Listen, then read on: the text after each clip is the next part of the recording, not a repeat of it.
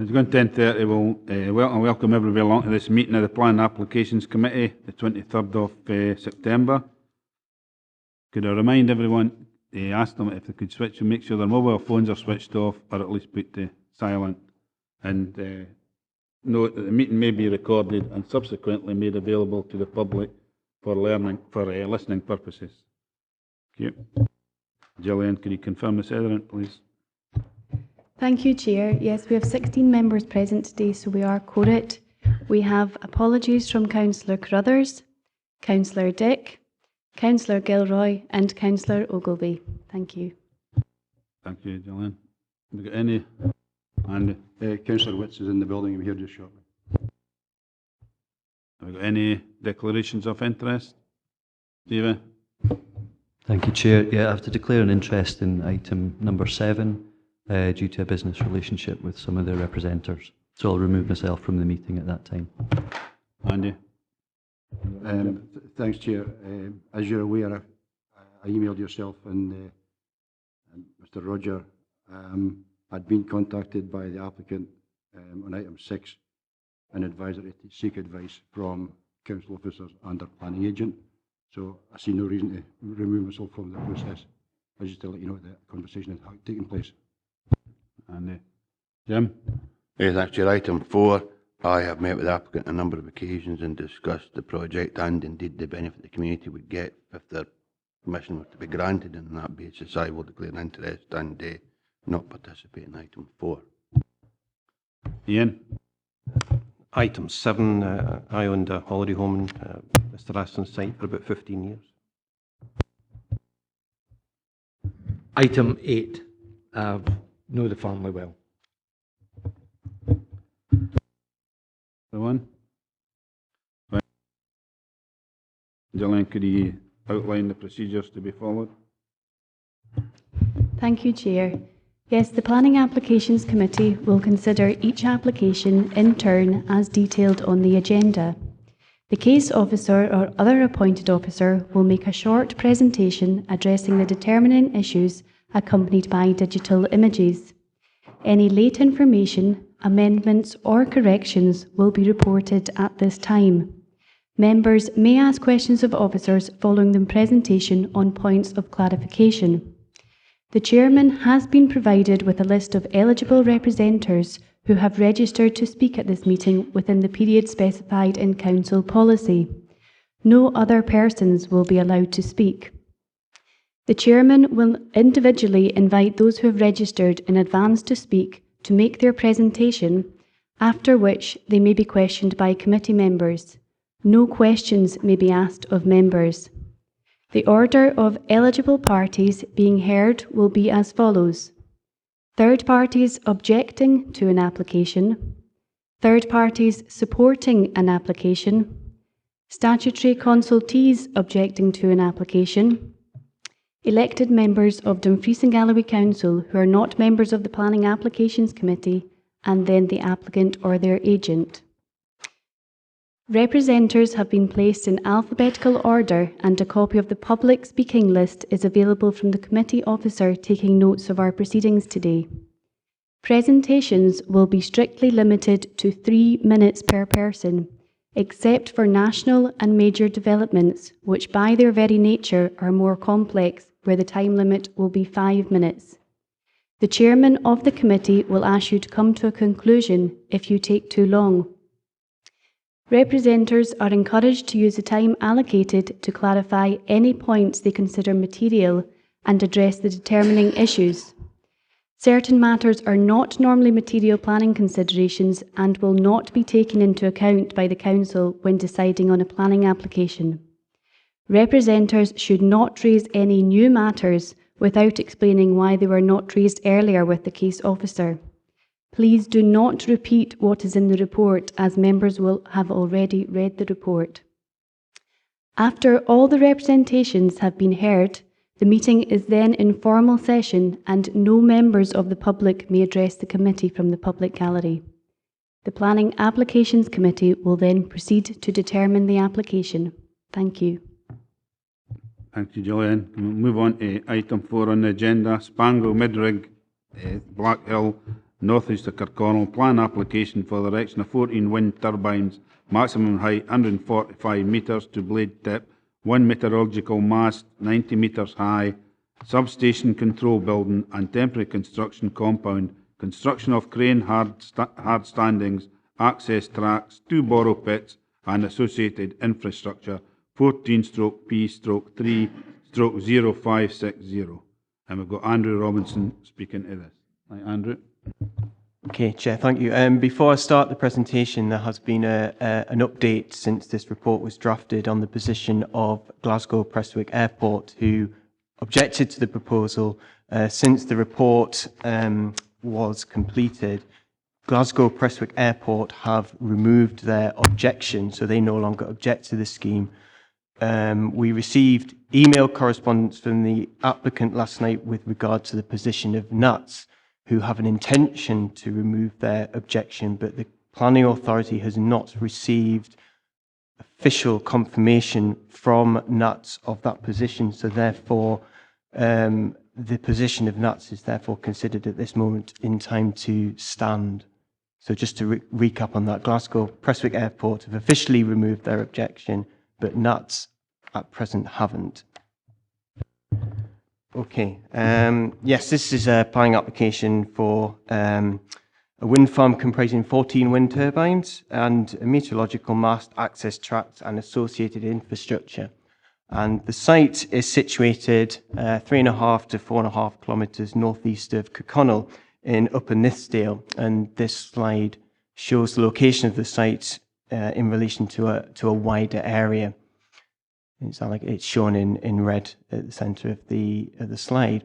In relation to its nearest settlements, this is the site which extends to around 577 hectares, and this is the position of the site in relation to Kirkconnel and Sanker. And the site is generally bounded by the B740 road running along the Creek Water Valley and an unclassified road which is shown in yellow to the west of the site.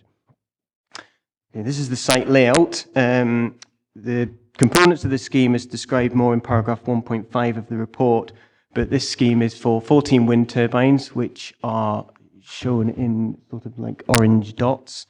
It will also comprise the meteorological mast, which is actually on the western side of the site. There are 2 proposed access points from this unclassified road and then into the site where turbine 1, 2, 4 and 3 would be. And there's also proposed to be an access, or potential access, from Meikle Carco on the B740 road, which would then meander into the site where various borrow pits and construction compounds would be positioned. And there's the access road, sort of following that line up and then connecting into the wind farm just there.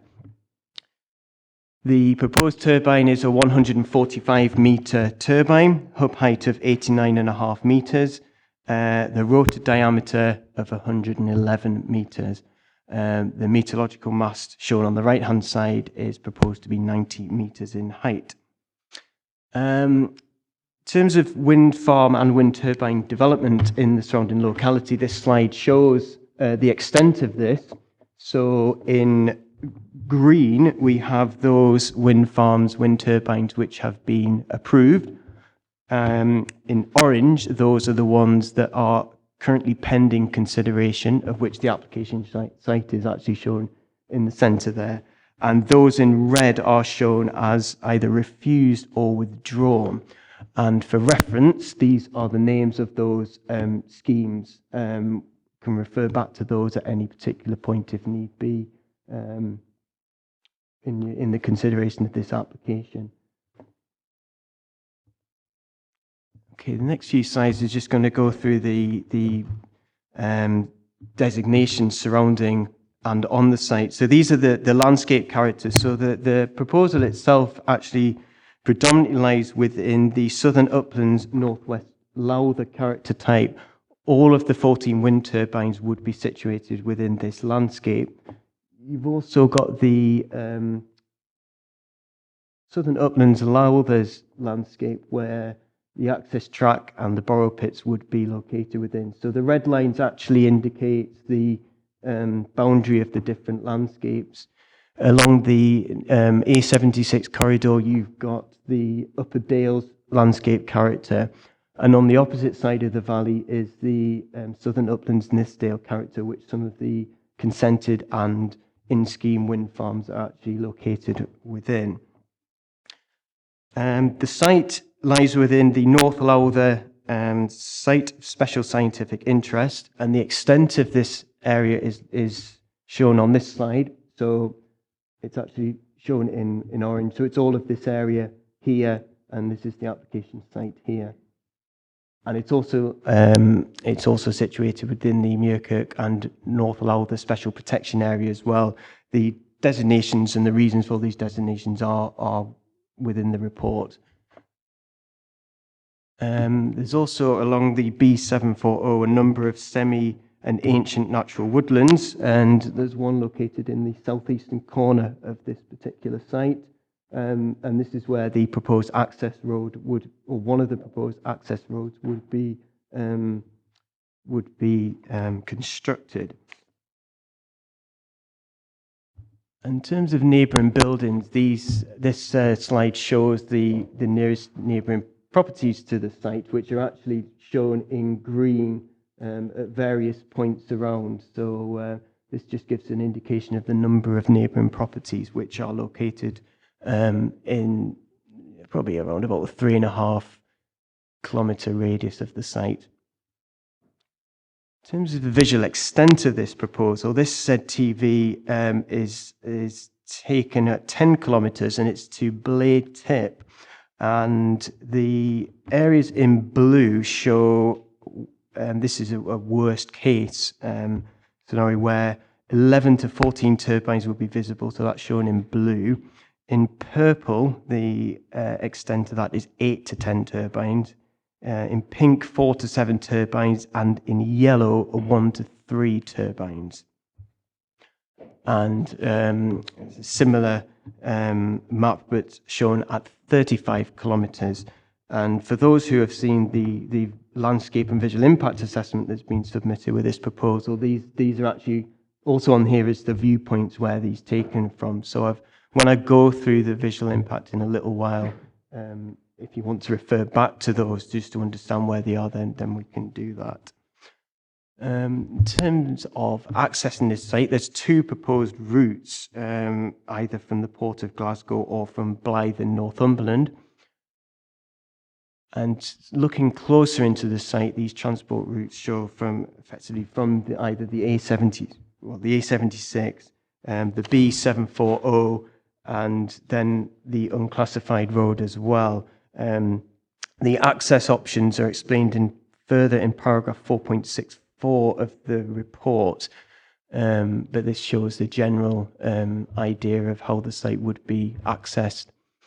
And within the environmental statement, there's actually a swept path tracking showing junction realignment that's likely to be required at the junction between the A76 and the B740 at Croik. And so this is what's been submitted with the likely swept path tracking. We do have a visual viewpoint from this junction, which I'll show you in a little while. Okay, turning to all of the viewpoints. The viewpoints that have been included in this have been ones that the environmental statement have described as having a significant impact, of which there's 8 of them, and there's also been another one which officers consider to be significant as well. So the first one's taken from Spango Bridge on the B740, which lies within the Southern Uplands Lowther landscape character, a deeply incised valley. So this is an on-site photograph taken. In terms of the visual extent, I'll have to say that it's difficult to see the turbines on some of these, but we've put the wire lines beneath them to try and give some idea of the visibility of these turbines. So this is the likely visibility, which is showing about 5 turbines visible from this particular viewpoint.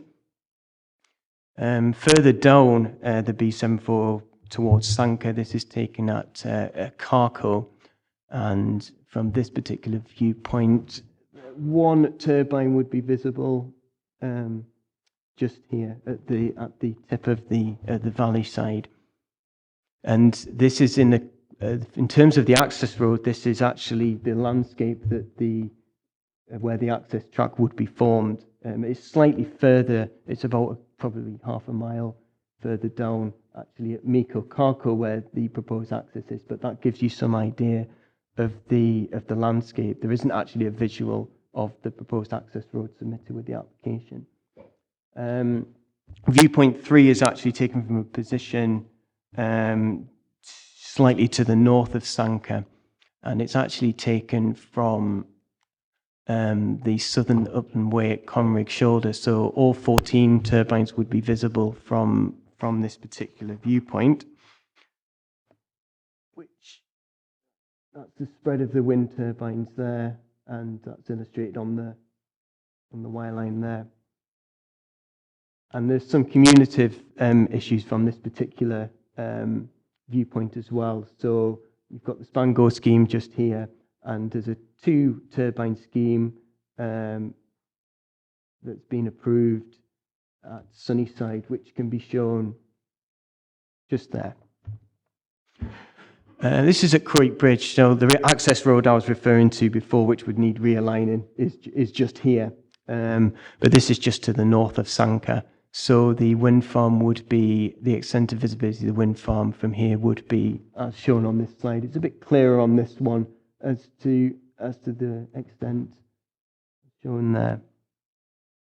And again, there's some commutative and sequential impacts from this particular viewpoint. So you would have the Sunnyside scheme I referred to before would actually be viewed in front of the proposed Spango scheme.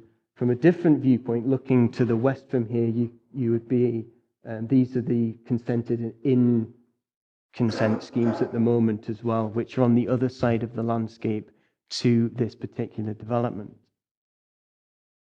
From the nearest settlement, from Kellerholm, this was the viewpoint that would be, because Kellerholm's elevated slightly higher than Kirkconnel, then the wind farm would be more visible from this particular view. So this is taken from a road within Kellerholm, and the wind farm would be, all 14 wind turbines would be visible in this in this area here, and that's shown just there. And the last few ones are actually in close proximity to the site. So this is actually the road that I was referring to, one of the access tracks that would serve this wind farm. And the wind farm would actually be situated just here, as shown there, and that would be the likely view of the wind farm from this particular viewpoint. And as this is situated on quite high ground, the extent of wind farm development in this landscape, or proposed wind farm, would become more apparent. And some of the viewpoints looking south from here and west are shown on this particular slide. This viewpoint is not one that's been classed as significant in the landscape and visual impact assessment that the council's landscape architect considers. This is actually looking north across Sanka, so you can see the settlement of Sanka just here. The wind farm would be located in this area here, and as shown just there. And again, just the direction is shown in the bottom left there. And potential, and the 2-turbine scheme at Sunnyside would be seen in the context from this viewpoint as well. Viewpoint 17 is taken from a core path, which actually runs to a farmsteading at Auchentaggart. And from this particular viewpoint, 14 turbines would be visible in this particular location just here. Visibility here. Some of the in-planning schemes have been shown on the left-hand side here, and has also been demonstrated there.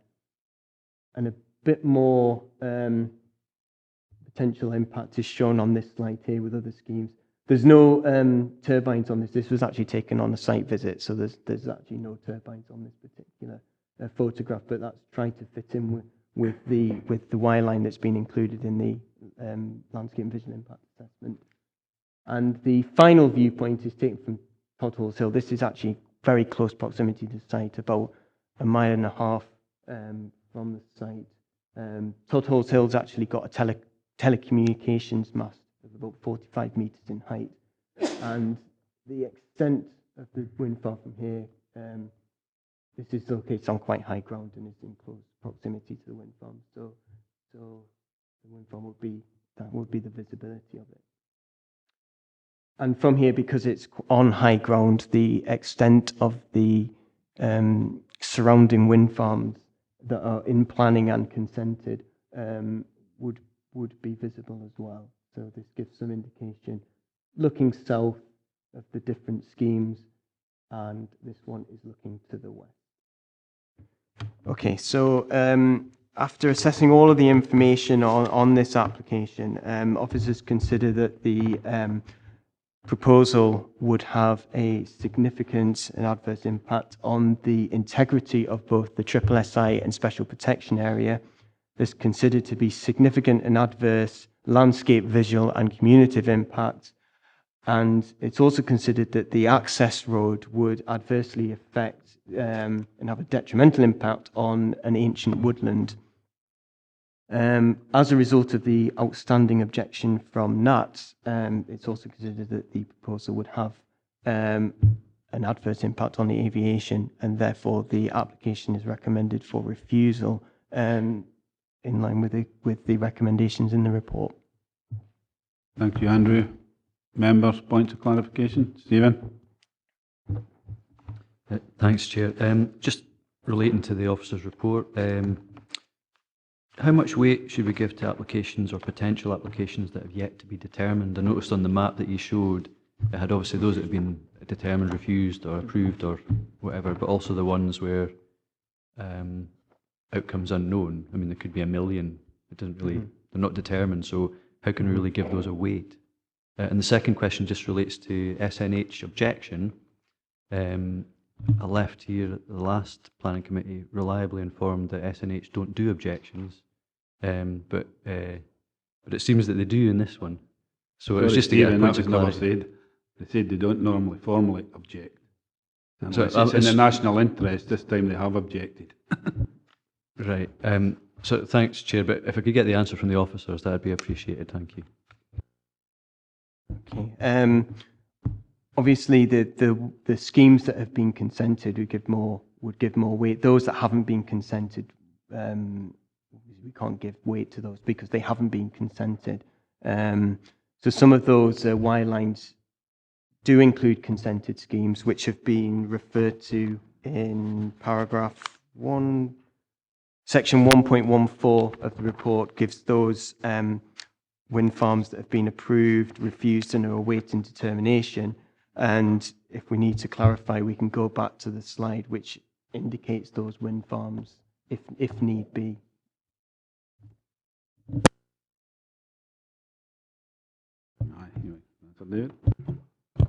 Yes, just to clarify the other point, what I'd said last time and stick by is that Scottish Natural Heritage do not object to applications now unless it is in the national interest for them to do so. And I have to say, since they changed their stance and things, I can't recall seeing one which had a formal objection to it, but this one is an unambiguous objection. Jane? Thank you, Chairman. This leads on, actually. It's really just a matter of clarification.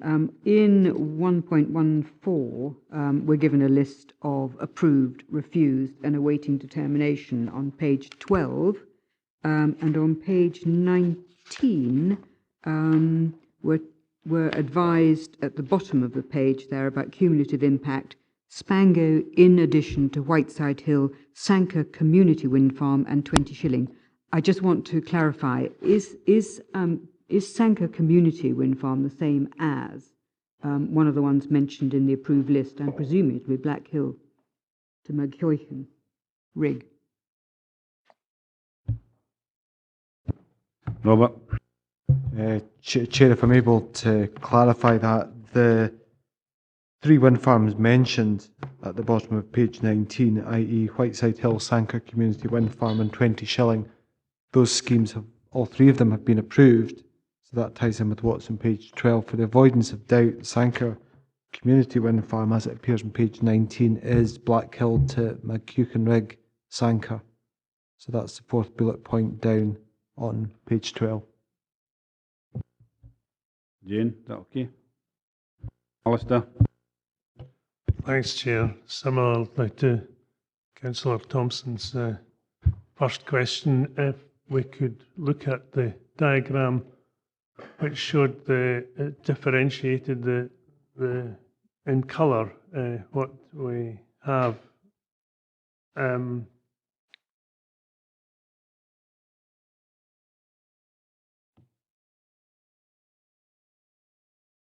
Yes. I noted that you pointed out to us that those in green are those which have been approved. However, you didn't differentiate between those which are actually in situ, have been constructed. Is there any way of differentiating, or we just have to tell us?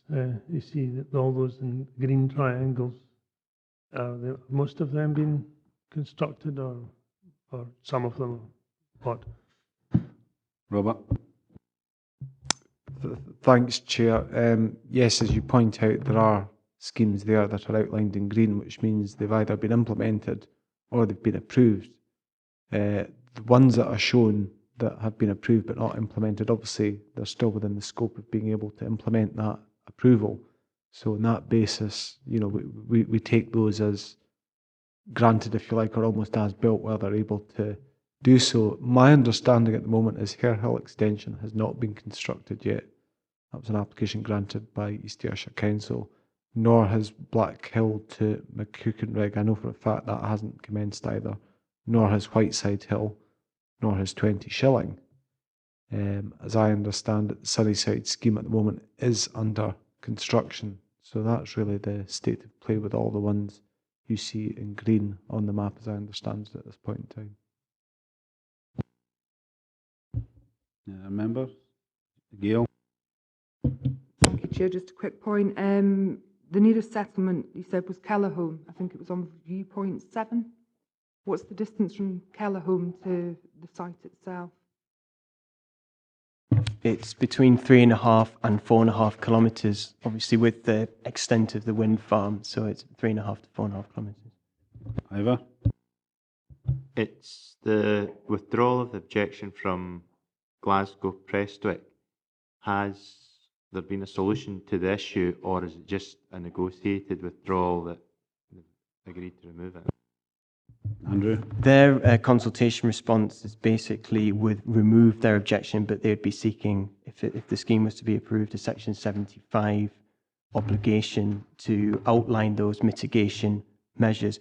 Actually, on that point, I just need to say, with regards to the recommended refusal paragraph, the 5th one, would require a slight alteration after the update with Glasgow Prestwick Airport. So the bit where it would say on the 3rd sentence, this is on page 48, effectively the change would be to remove the part of the last sentence where it says, and Glasgow Prestwick Airport's primary surveillance radar. So that bit would be to be removed following the response from Glasgow Prestwick Airport, but the rest of that would remain at present. Members? No other members and points of clarification? No objection. Could I have Hugh Buck? Sorry, could I have Brian Dickey, supporter, please?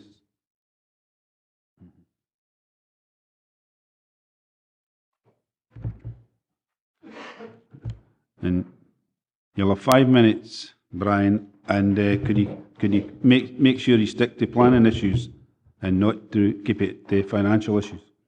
Okay. How does it... Oh, I'm speaking, am I? Right. Sorry. Well, thank you for giving me the opportunity to address you on this application. I am a full-time farmer and I own the farm of Carco at Sanker, where the proposed development will be sited should this application be granted. It may be helpful if I paint a rough picture of Carco.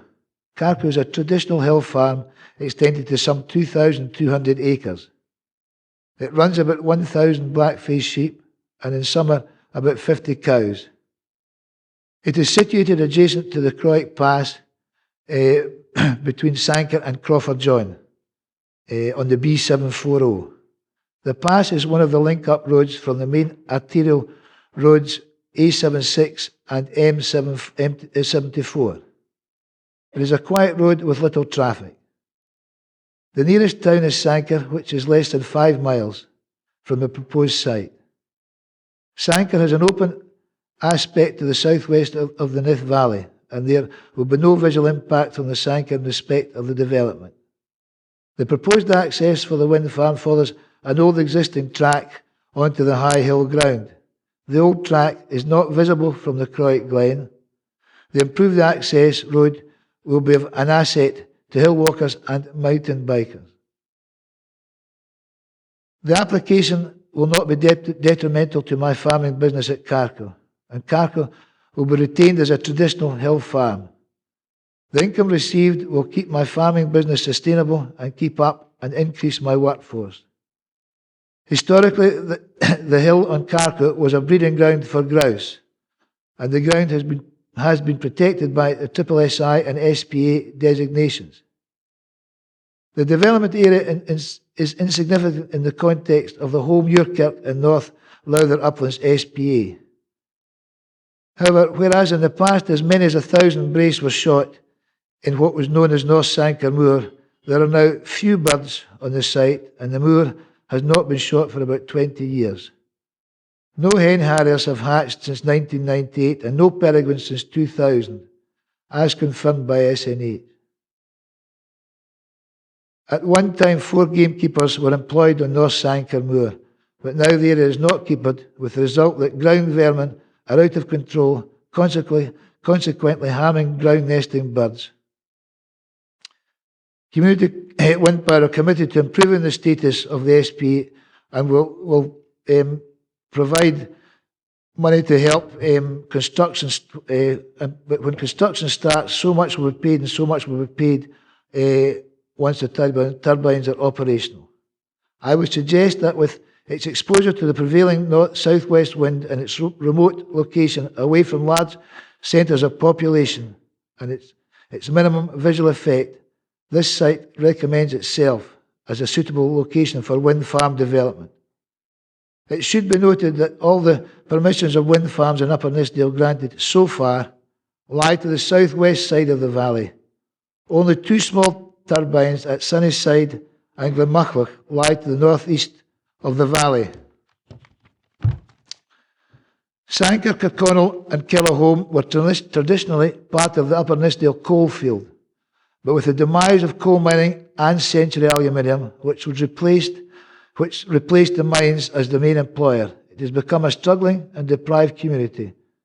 Wind farm development gives the community an opportunity through increased employment and community benefits to revitalise itself, creating a legacy. Community Wind Power are committed to providing the communities of Sanker and Kirkconnel with substantial community benefits. These benefits will allow the communities to enhance their appearance. Could I ask you to stick to planning issues, please? Sorry. Well, much needed tourists and boost the local economy and increase local employment. The Scottish Government has committed itself to green energy policy, and this development can be part of the implementation of this. The Westminster Government has emphasised that 30 seconds to go, Brian. The location of wind farm development should be determined by local communities. There is no doubt that local communities of Sanker and Kirkconnel are supportive of this development and wishes the development to consented. In summary, the Scottish Government are fully supportive of the development of onshore wind farms. Spango is a suitable and logical site for a wind farm, and the communities of Sanker and Kirkconnel both wants and needs a development. The application should be granted. Thank you. And members, points of clarification? Peter. You say that the additional income from the wind farms would get you to increase your workforce. I just wondered how that would come about and why you would increase your workforce. Well, I would hope that we'd be able to put more cattle on, and the roads will also extend it our way out and give us more access to the hill, and hopefully we can increase production. Now, members? Thanks, Brian. Thank you. The next speaker, W.J. Elliott, please. Could I once again remind you to stick to planning issues, if possible, please.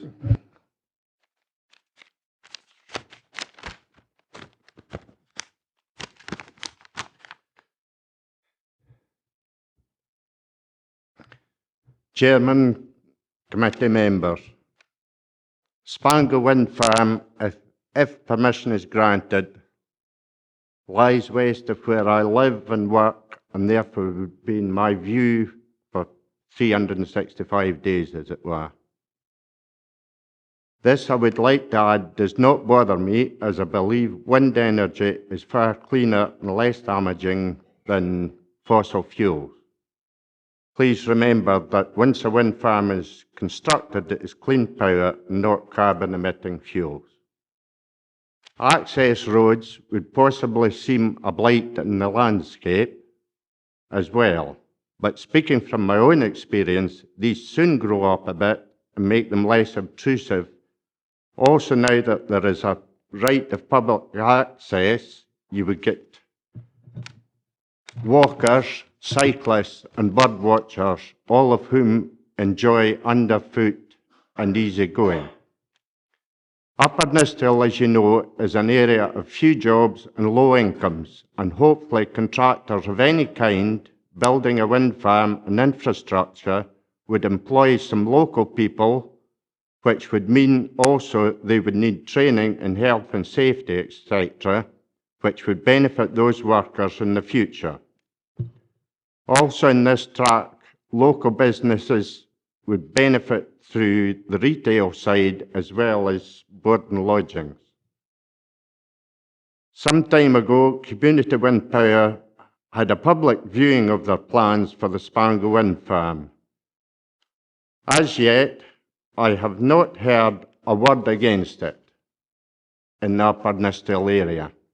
I therefore conclude that the people of Upper Nisthill agree with it and that it will be beneficial to the community and the area as a whole. Thank you. Members, any questions? Right, thanks. Thank you.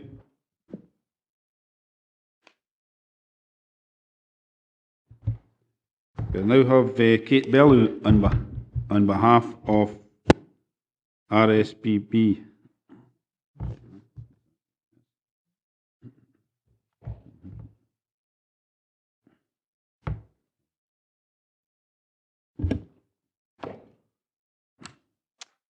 Hi, good morning. My name's Kate Bellew and I'm a conservation planner for RSPB. And the reason I wanted to come to talk to you today is I wanted to really explain why we're so concerned about this particular wind farm application. Spango Wind Farm would be located in one of the best places for wildlife in Scotland. It's so important that it's protected by European legislation. And so there's a real onus on Dumfries and Galloway to protect this area, not just for Dumfries and Galloway, but because of its importance in the European context. We saw a slide earlier of the SPA, the Special Protection Area, but I just really wanted to emphasise this is the only application in mainland Scotland that's proposed within a Special Protection Area. Okay, it's the only application proposed within an SPA. And that's why RSPB and SNH are really so strongly opposed to this particular application. Someone mentioned earlier, SNH don't usually object to wind farms, and that's true, but it really emphasises in this particular case the problem here and why it's so significant. Generally, RSPB actually support renewables. We want them in the right places. And there's actually very few wind farms in Dumfries and Galloway that we've objected to. But unfortunately, as I said, in this instance, it is located within an SPA, and we've made it clear to Community Wind Power from the start, really, and SNH have as well, that this is just not the right place for a wind farm.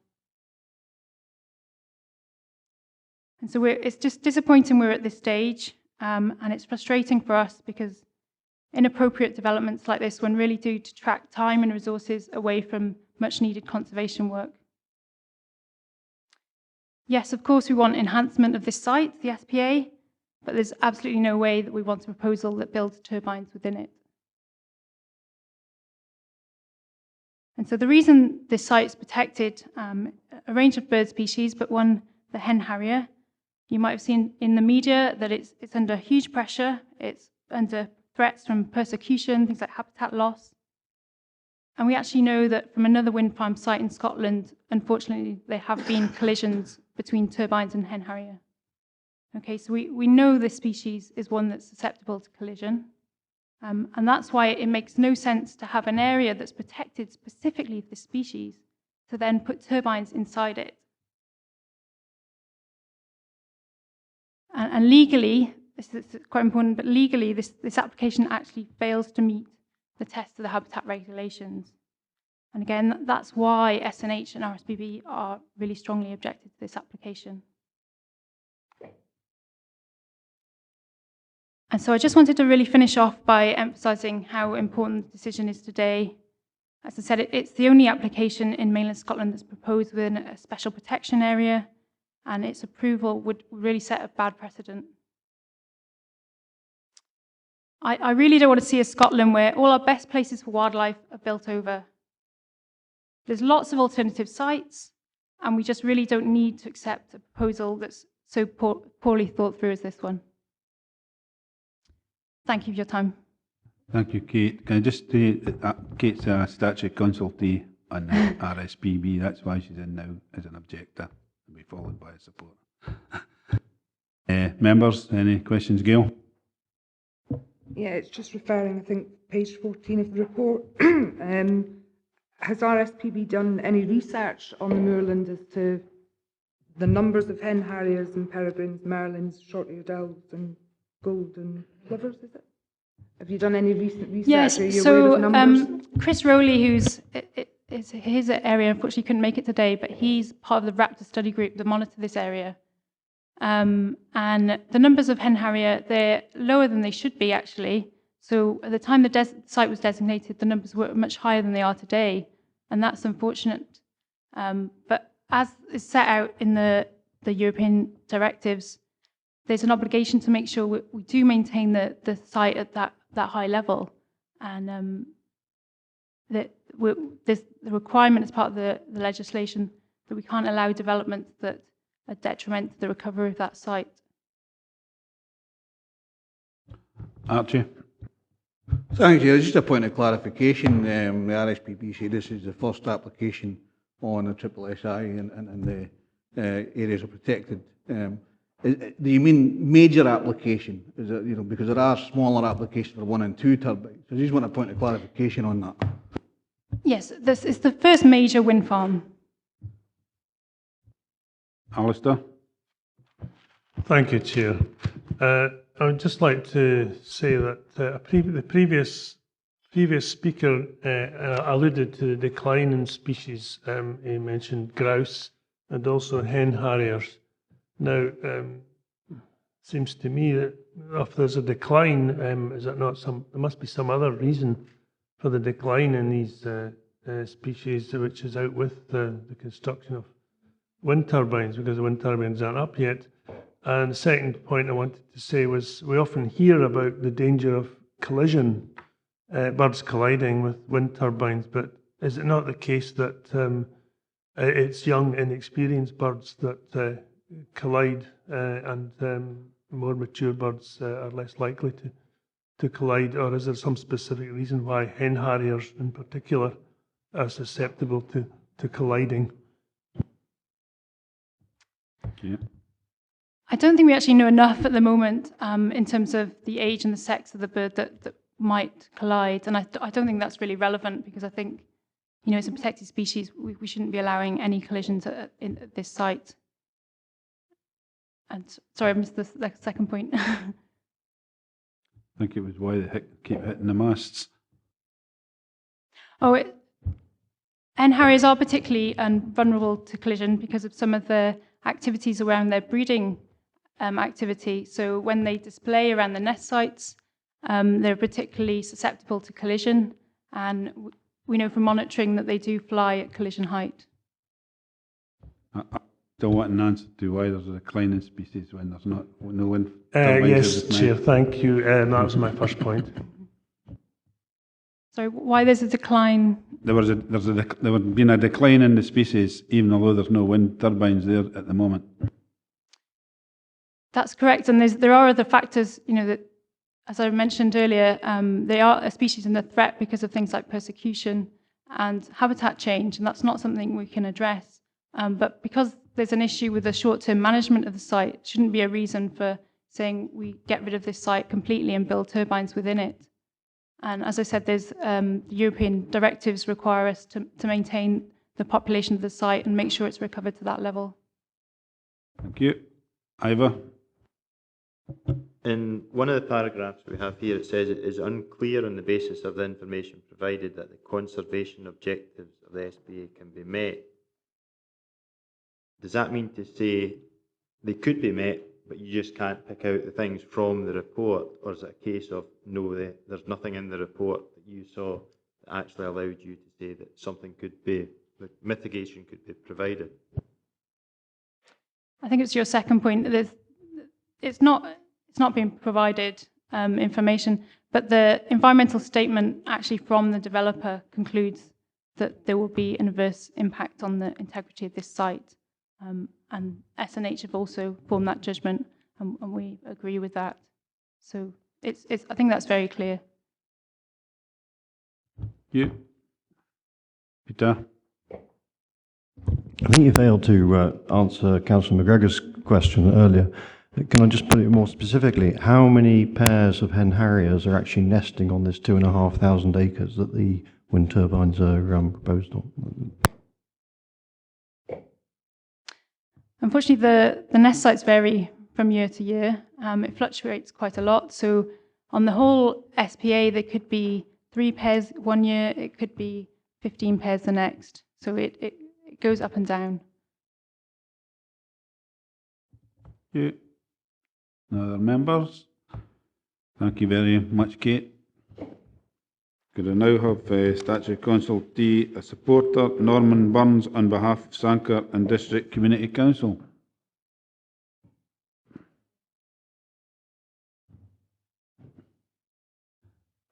You have 5 minutes, Norman. I'll let you know 30 seconds to go.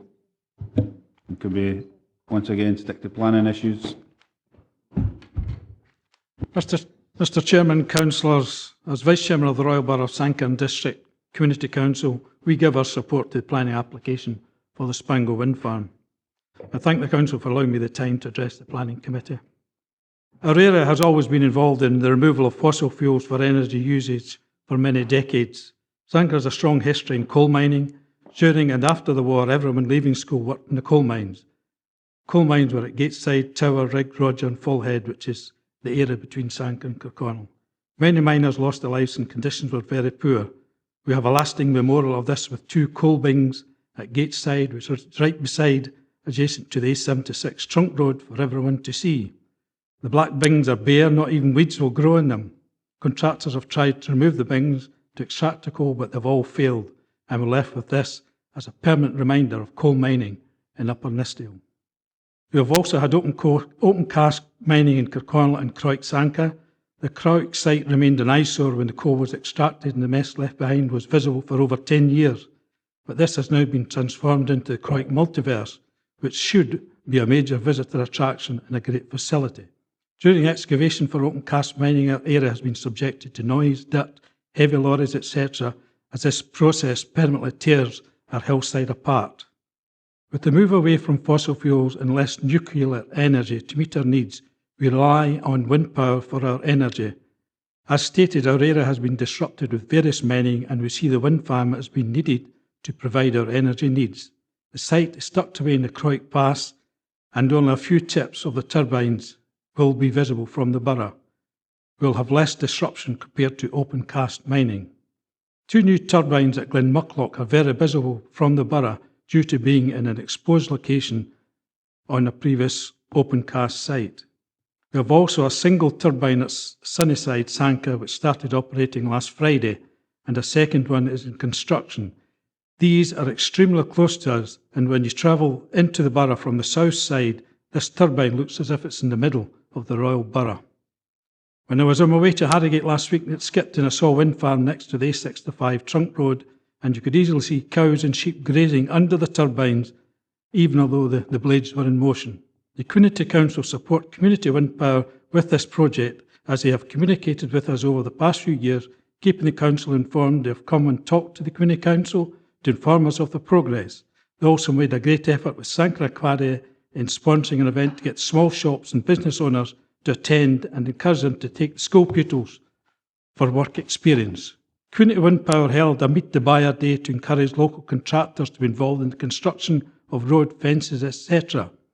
As you're all well aware, our area is high in deprivation, and any project that gives the opportunity to employ some local people must be well received and supported. The approval of this wind farm is for a lifespan of 25 years, and who knows how we will generate our energy needs by the end of this period. After this period, they will be removed to leave the hills as they are at present. We all need energy for our homes. We encourage the council to support this application. Thank you. Thank you, Norman. Members? No members. Thank you very much, Norman. Could I have Rob Fryer, the applicant, now, please?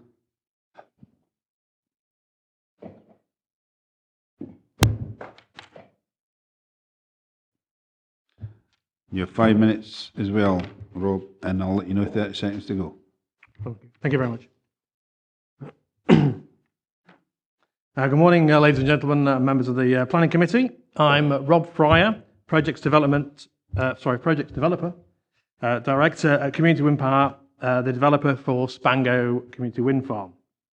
I have over 10 years' experience in the sphere of onshore wind, and I easily recognise a suitable and good site for wind energy. Spango is such a site. It is isolated, it is elevated, and most importantly, it has good wind speeds. It's important, members, to look at the positives for this scheme and look at a balanced assessment when making your decision. I think it's important to reinforce the positives. It's interesting that nobody's really mentioned the environmental benefits this scheme would give, not just to Scotland or the area, but the whole world. We're talking 55,000 tonnes of CO2 would be saved by this scheme. Over 30,000 homes would be powered by this one wind farm in this area. It's important, obviously, the Scottish Government are very keen on renewables. They have pledged that by 2020, the electricity in Scotland would be solely supplied by renewables. Spango would obviously add to this commitment. Jobs.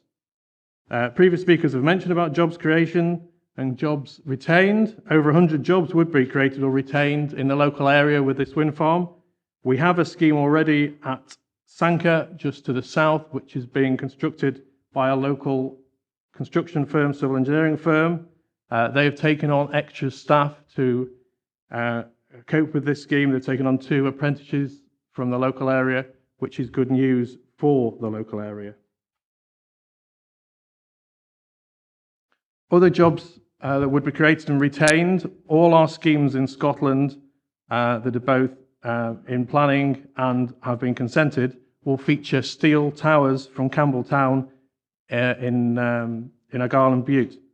Campbelltown Wind Towers Scotland are the only manufacturer for steel towers in Scotland. They employ over 135 people, and we've signed a memorandum of understanding with this company to ensure that those towers are made, or the towers for our schemes are made in Scotland. Investment. It's very important to note that obviously it's a big infrastructure scheme at Spango, totaling around about £58 million worth of investment.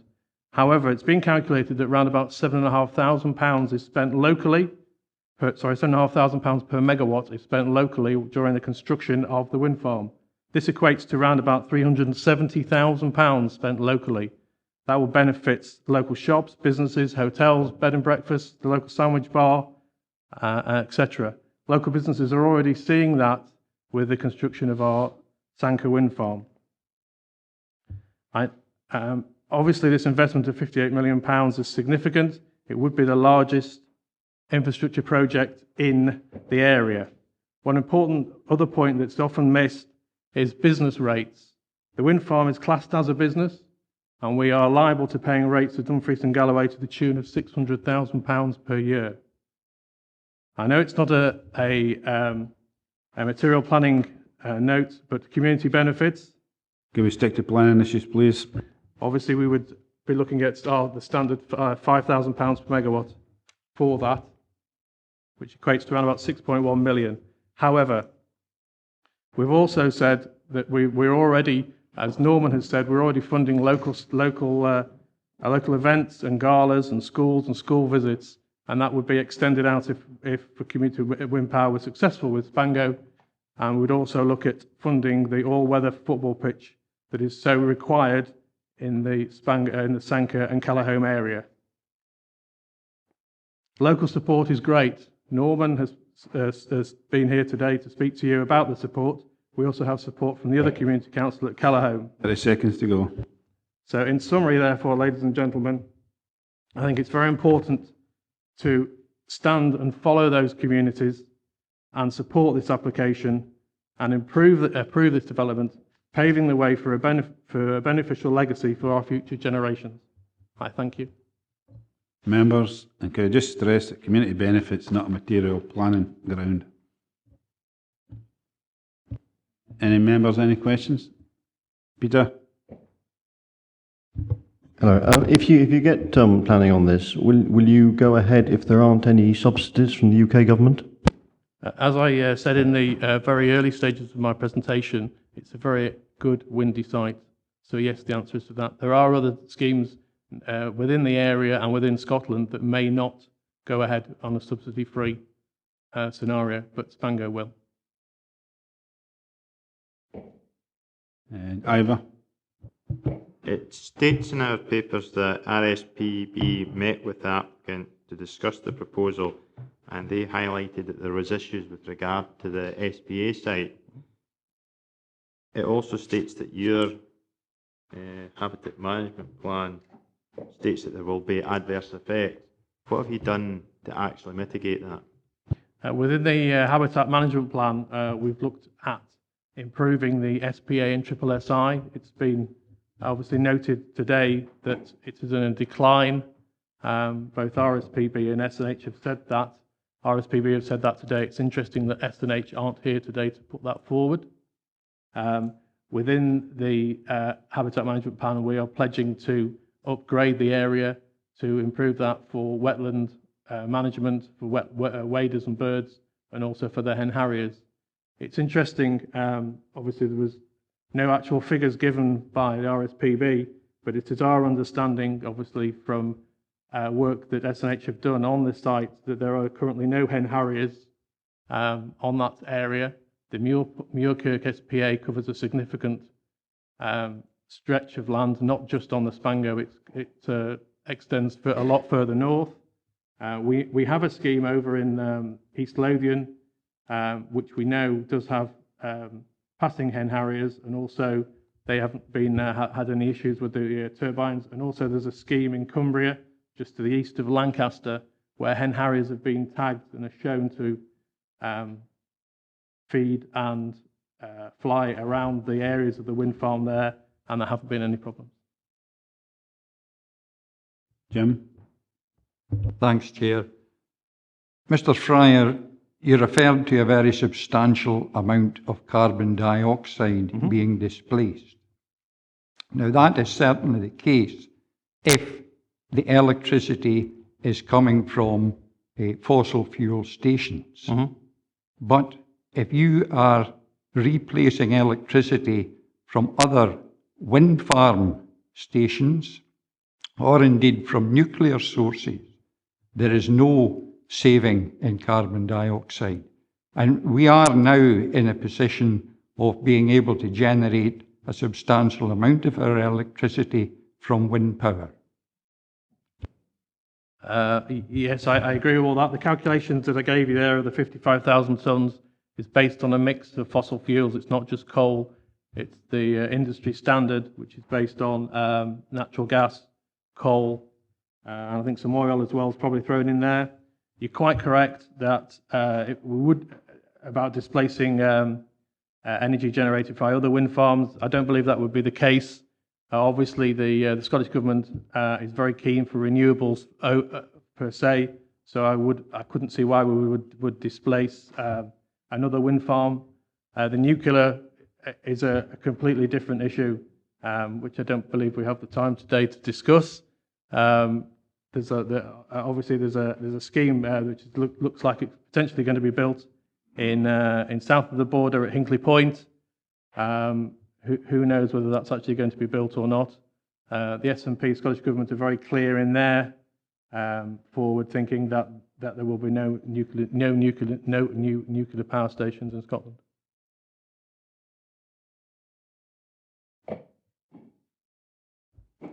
Alistair. Thank you, Chair. Mr. Fryer, we have addressed to a certain extent the concerns about bird populations, and you've touched on that as well. I raised it myself in my previous question. However, nobody appears to have mentioned to any extent the concerns expressed in the report regarding any possible impact on ancient woodland. And of course, I would imagine that would be an issue, particularly during the initial construction phase, were it to go ahead.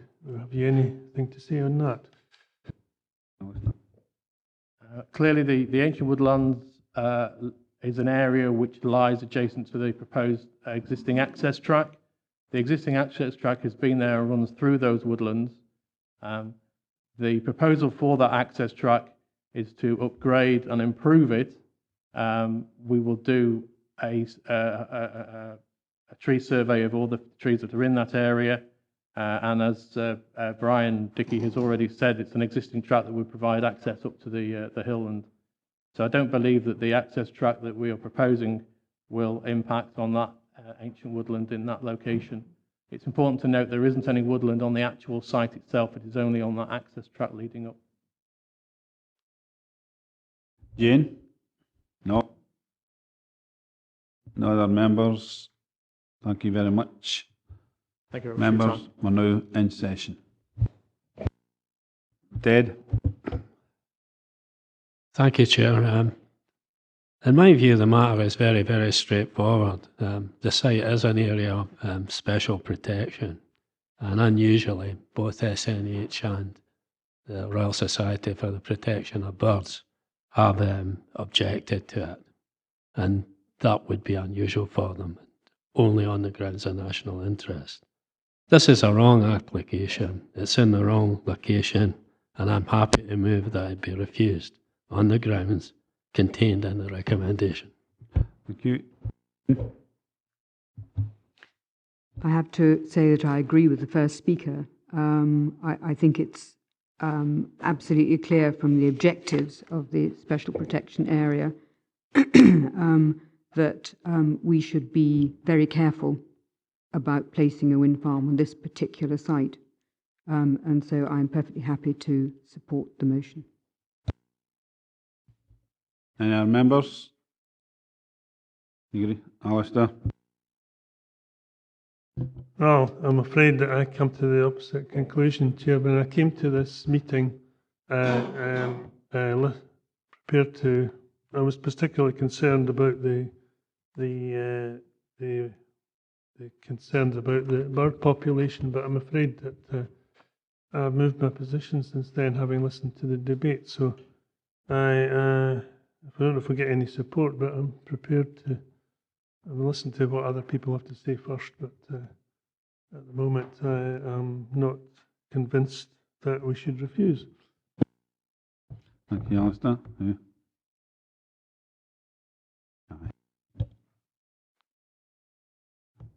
Come in. Sorry, Thank you, Gillian. Chair. It was just to clarify, we have a motion put forward by Councillor Thompson, seconded by Councillor Maitland, to refuse the application as detailed in the report. We have, Councillor Witts has moved to refuse. I'm not quite sure of the grounds at this stage, and it was just to see if we have anyone to second such move. We got anyone to second, Alistair? No. I take it.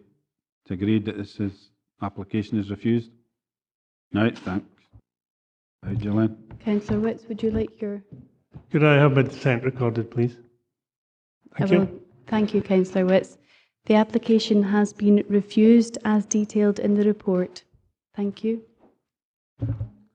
Right, could I apologise, I missed item 3 on the agenda, the minute of the meeting, agree the minute of the meeting of the 26th of August 2015. Agreed, right, thank you. Gillian, you have something to say as well? Thank you, Chair. It was just to let members of the Planning Applications Committee know, and also those who are attending today, that item 9 from the agenda, which is the erection of extension to east elevation of Dwellinghouse at 6 Kirkland Court, has been withdrawn by the applicant for today's agenda. So this item will not call. Thank you. Thank you, Gillian. Can we move to item 5 on the agenda? The land at Keir's Hills, approximately 6 kilometres southwest of Thornhill. It's a plan application for the erection of an Anemometer mast up to 80 metres high for a temporary period of 36 months. It's 15/B/3/0273. Dean Clapworthy is the senior planner. Dean's got to run through this. Thank you, Dean. Okay, thank you. This is an image of the site relative to the wider area. It's the site's based upon a prominent range of hills, obviously called the Keir Hills, to the west of the A76, around 3.75 kilometres south of Penpont. The site falls within the Thornhill Uplands Regional Scenic Area. As you can note, obviously we're pointing out the site there, as circled in yellow.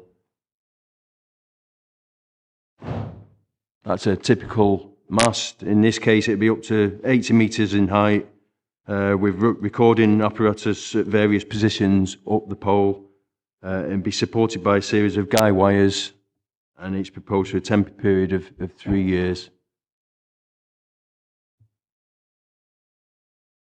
Got some images around the site now. This view is taken from a minor road to the west of the Keir Hills. It's around 2.75 kilometres from the site, which obviously I'm pointing out there. It's approximate position on the ridge. And this is just an image panning to the right of the previous, so you get a full view of the ridge from that position, looking more in a southwesterly position now. This is coming round to the opposite side, so this is a view from the minor road south of Penpont. We're just at a position north of a small group of dwellings known as Keir Mill. I can't point, I was not able to point out the precise site, but that is the ridge in its general terms from that position. The site will be somewhere along that ridge from this side. And that's a view towards the full extent of the ridge further back to the east from the A76, just next to or south of Closeburn. You can just see some of the dwellings there on the right. The report finds that the proposal wouldn't have any unacceptable impacts upon landscape or visual amenity, cultural or natural heritage, aviation, tourism or other matters that have been identified. So in conclusion, the proposal is for a recommendation for approval subject to 3 conditions that are set out in the report. Thank you. Dean, members, points of clarification? Ian? Yeah, just one. In the past, we've put in conditions where these have been approved that they've been erected for the period of 2 years rather than 3 years. Was any consideration or consent given with the applicant with this? What I would say is the application is for 3 years, and we've found no reason to suggest that that should only be limited to 2 years. We've found, having assessed it, that the impacts, there's no unacceptable impacts. So, as professional planning officers, we find no good reason to suggest it should be 2 years as opposed to 3 years. That is what the application is for. Any other members? Alice? Thanks very much, Chair. On the back of what Dean has said, would it be appropriate to ask, would the relevant information in question be capable of being assembled within a period of 2 years, rather than what's been applied for? Yeah, David? Yes, well, I know we've got the agent as one of the speakers, so that's a valid question to put to them. Yeah. Right. No other members? Right. Thank you. We have Hugh Buck, an objector. One of the objectors, please. And could I just remind you, Hugh, that this is for the planning for an anemometer, not to do with wind farms. Got 3 minutes, and I'll let you know 30 seconds to go. Thank you, Mr. Chairman. Good morning, ladies and gentlemen, and thanks for this opportunity. I'm Hugh Buck. My wife Caroline is also with me. I'm simply here as a resident of Keir. We live in a place called Scarbank, which is situated right between Keir Mill and Pen Pont, and we're overlooked, obviously, by the whole range of the Keir Hills. I'm a little bit unsure still, having looked at the slides there, exactly where this proposal is. But we were attracted to this area, like many others, because of the peace, the tranquility, and the general unspoilt nature of the area itself. And now, despite wind farms being put up at Dulles Winton and up in Abington, which we can see in the distance, that still pertains. Now, this application, as you rightly said, for an anemometer, is not per se going to really spoil very much of any view from us or people in Pen Pont or the other areas.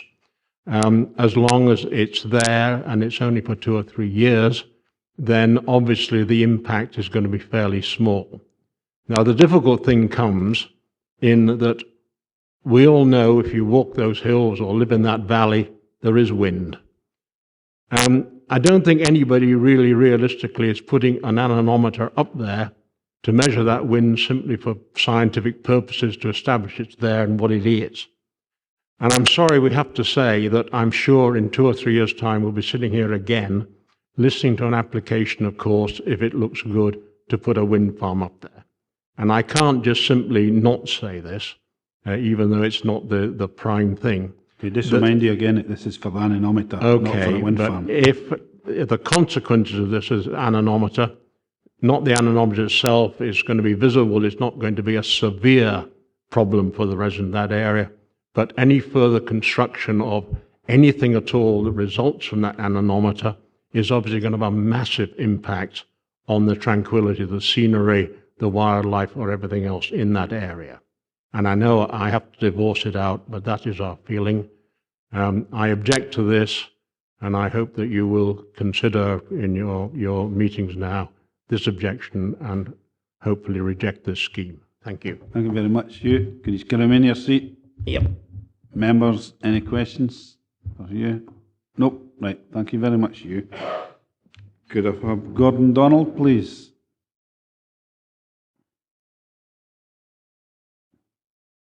You get 3 minutes, Donald, and Gordon, and I'll let you know 30 seconds to go. And just as previous, could you stick to the application for the anemometer, please? Yep. Thank you, Chair and committee, for allowing me to speak. Just at the outset, I'd like to remind the committee of various designations, statuses within the area of this application. Monive is a conservation village and would clearly see this mast. The Cairn Valley and this site lies within the regional scenic area, and the landscape character type is designated as an intimate pastoral valley, and the site lies within an area of lower landscape capacity for this mast and any future proposal. I have lived and worked on Maxwelton Estate for the last 16 years. The estate lies to the south of the Keir Hills and shares a marsh dyke with the application site boundary. Maxwelton House is on the inventory of garden design landscape, which is less than 2 kilometres from the proposed location of the mast. During this time that I have spent there, hundreds of tourists from all over the world have visited the estate to see the house and gardens and discover more about Maxwelton Braes. The south-facing slopes of the Keir Hills are known as Maxwelton Braes, made famous by the poet William Douglas. The song Maxwelton Braes is also known throughout the world as a soldier's song or Annie Laurie's song, who lived at Maxwelton House. History, heritage and culture may remain, but views can change. Maxwelton Braes are bonny, but for how long? In the surrounding foothills of the Keir Hills, there are many more properties. There are 203 dwellings closer to the site than the village of Penpont, which is 3.75 kilometres from the proposal. These include the settlements of Keir Mill, Wollaston and Kirkland, with registered A-listed buildings, churches and graveyards that overlook this site. Looking at the zone of theoretical 30 visibility seconds to go, Gordon. map provided, it shows how prominent this site is, as Walk Hill is the highest point within a 400 square kilometre area. The blackened area covers more settlements within a 10-kilometre radius of their proposed mast, including Monive, Tinrin, Dunskerth, Rugate, Milton, Dulswinton, Auldgirth, Closeburn, Thornhill, Gatelaw Bridge, Carron Bridge, Burnhead. I'm sure you know them all. The visual amenity impact within this Thank you, zone Gordon. Could you sum up, please? cannot be underestimated, as within that zone there are 2,457 dwellings which You could make it be quick, affected Gordon. by the proposal. Let's stop you there. Okay. Thank you. Members, any questions for Gordon? Right, thank you very much, Gordon. You may take your seat. Could I have Olive Repton now, please?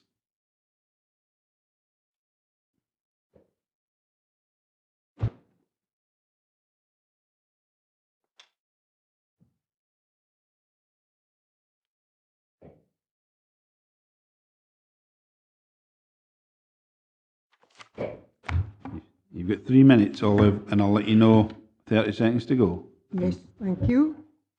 Thank you for the opportunity to speak. I and my family came to live in the Nith Valley 44 years ago, and we're still there. I'm still there, and my property looks directly at the Keir Hill. I'm greatly dismayed, however, by the application before the committee today. It appears that the proposers suggest there is a need to measure the wind. We've experienced 44 years at Closeburn without these statistics. I've never found them necessary. I could tell anybody where the wind's coming from and whether it's strong or mild. So I can't see any need to industrialise our valley and the extensive areas which has already been put to this. And one of my other feelings on all this is our dark skies. I spend a lot of nights when I'm going to bed looking out right over the Nith Valley, and it's absolutely glorious. And through the day as well. The last thing I want to see is a huge, ugly-looking mast up there. And I would like to draw attention to the preliminary work in erecting these things. It means digging great holes and trenches in our precious wild land, which is becoming scarcer all the time. Has anybody given a great deal of thought to the real history of our area, which is considerable? There's, in the old Dalbeattie cemetery down there near the Nith, there's a big memorial erected by descendants in Australia to 56 of our Covenanters who died around these areas, all round Closeburn, Thornhill and everything. And the other notable man who lived at Keir, Kirkpatrick Macmillan, and his bicycle. People come on their bikes yet to look at the whole area. So I would hate to see this going up because I think it will be an eyesore for everybody. And when George Thomas was the Speaker of the House of Commons in the 1970s, he gave his view that the landscape of our country belongs to each and every one of us. 30 seconds, Olive. Yes, thank you. So I will simply close by calling on my old friend William Pitt, who was Prime Minister in the 1700s, is regarded as saying necessity, and this is the crunch word, necessity is the plea for every infringement of human freedom. It is the argument of tyrants, he said. It is the creed of slaves. Thank you, sir. Thank you, Olive. Very interesting. Members, any questions for Olive? No. Thank you, Olive. And you take it you're now on again, reading a statement on behalf of Closeburn Community Council. Yes, You've got thank 3 you. minutes again. I'll let you know 30 seconds to go. I I hope it's as entertaining. I have been asked to speak on behalf of Closeburn Community Council by Mike Steele. At this is his statement. At 240 feet high, this mast will have a massive negative impact on the Thornhill Uplands Regional Scenic Area. It's more industrial junk trashing our environment, he says. Its height is out of proportion to this fragile and beautiful landscape. The mast would have an adverse effect, visual effect, on the living environment and ambience of residents and tourists to this beautiful part of Nithsdale, and thus, I'm sorry I haven't put my specs on, a negative effect on what is a significant sector of the region's economy. Tourists, he says, don't return to areas sprouting masts. I think that's all he really wants to say. Thank you for listening, and from me as well. Right, thank you very much, Olive. As you've just read a statement, I don't think members, you'll be able to answer members' questions on it. Right, thank you very much, Olive. Right. Thank you, sir. Could I now have John McGarry, the agent, please?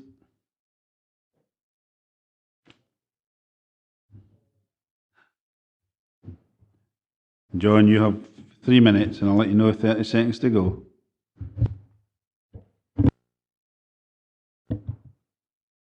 Mr. Chair and members of the committee, I'm speaking today on behalf of West Coast Energy, who are the applicant for the temporary mast. You'll be aware this application has received some level of objection, and it's worth mentioning just from the outset how disappointing this is. Any potential wind farm would bring a package of community benefits here, but at such an early stage in the project, it's just not possible to say yet what this is. The mast is required to establish the wind resource at the site and to determine the potential suitability for a wind farm. I'm glad to say, though, that if we are to propose a wind farm here, there would be an opportunity for local people to revisit their position when all the impacts and benefits can be understood. I'm sure you're aware, though, that this application is for a wind farm, and any wind farm matters are not a material consideration. It's for an anemometer.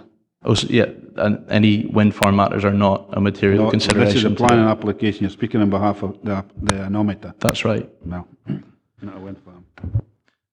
Unfortunately, the concerns of the objectors do not warrant a refusal of planning permission today. Now, in my 3 minutes, I can't discuss all the issues that have been raised. However, many of the key concerns focus on the landscape and visual impacts of the proposal, and also the impacts on residential amenity. The landscape and visual impacts have been adequately addressed in the Planning Department's report, where it is found that the supporting wires and mast could not be considered as significant, and it cannot be assumed that because a structure is tall and visible from some areas, that it would be harmful to landscape character or visual amenity. With regards to residential amenity, I'd just like to re-emphasise the distance from rural houses and small building groups as being over 2 kilometres away, and also re-emphasise the temporary nature of the proposed mast, as permission is sought for just 3 years.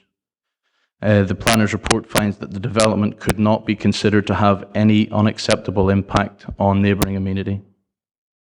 Given the strength and clarity of these comments, it is difficult to deny from their professional conclusions that the landscape, visual or residential amenity impacts of the proposal are acceptable here. Similarly, all of the objectors' points have been thoroughly considered by Dumfries Council's planning professionals, and the result of the assessment is a recommendation to approve the application subject to conditions. 30 seconds to go. So, despite the level of objection, which is genuinely regrettable, and the number of issues raised about this temporary development, the decision should be relatively straightforward. Simply put, this planning application complies with planning policy at both local and national level, and therefore should be granted planning permission. And I'd welcome any questions that you have. Members? Archie? Thanks very much, Chair. John, I wonder if we can go back to the map in the area, because obviously the planning officer said I can't tell you exactly where the anemometer actually would be from that particular viewpoint. Yeah. Looking at the cross on the map, is that exactly the point where you're actually going to have the anemometer? That's exactly where the foundations would be for the mast, yes. Can I ask then how the vehicles actually to get on the site would get there? Well, it's a very simple construction process whereby we bring the mast on in a number of parts using one 4x4 truck and a trailer, and then it's assembled on site. Yeah. Jack? It's really just on this one for the planners as well. It says the Keir Hills have previously been classified as a fragile landscape, unsuitable for masts.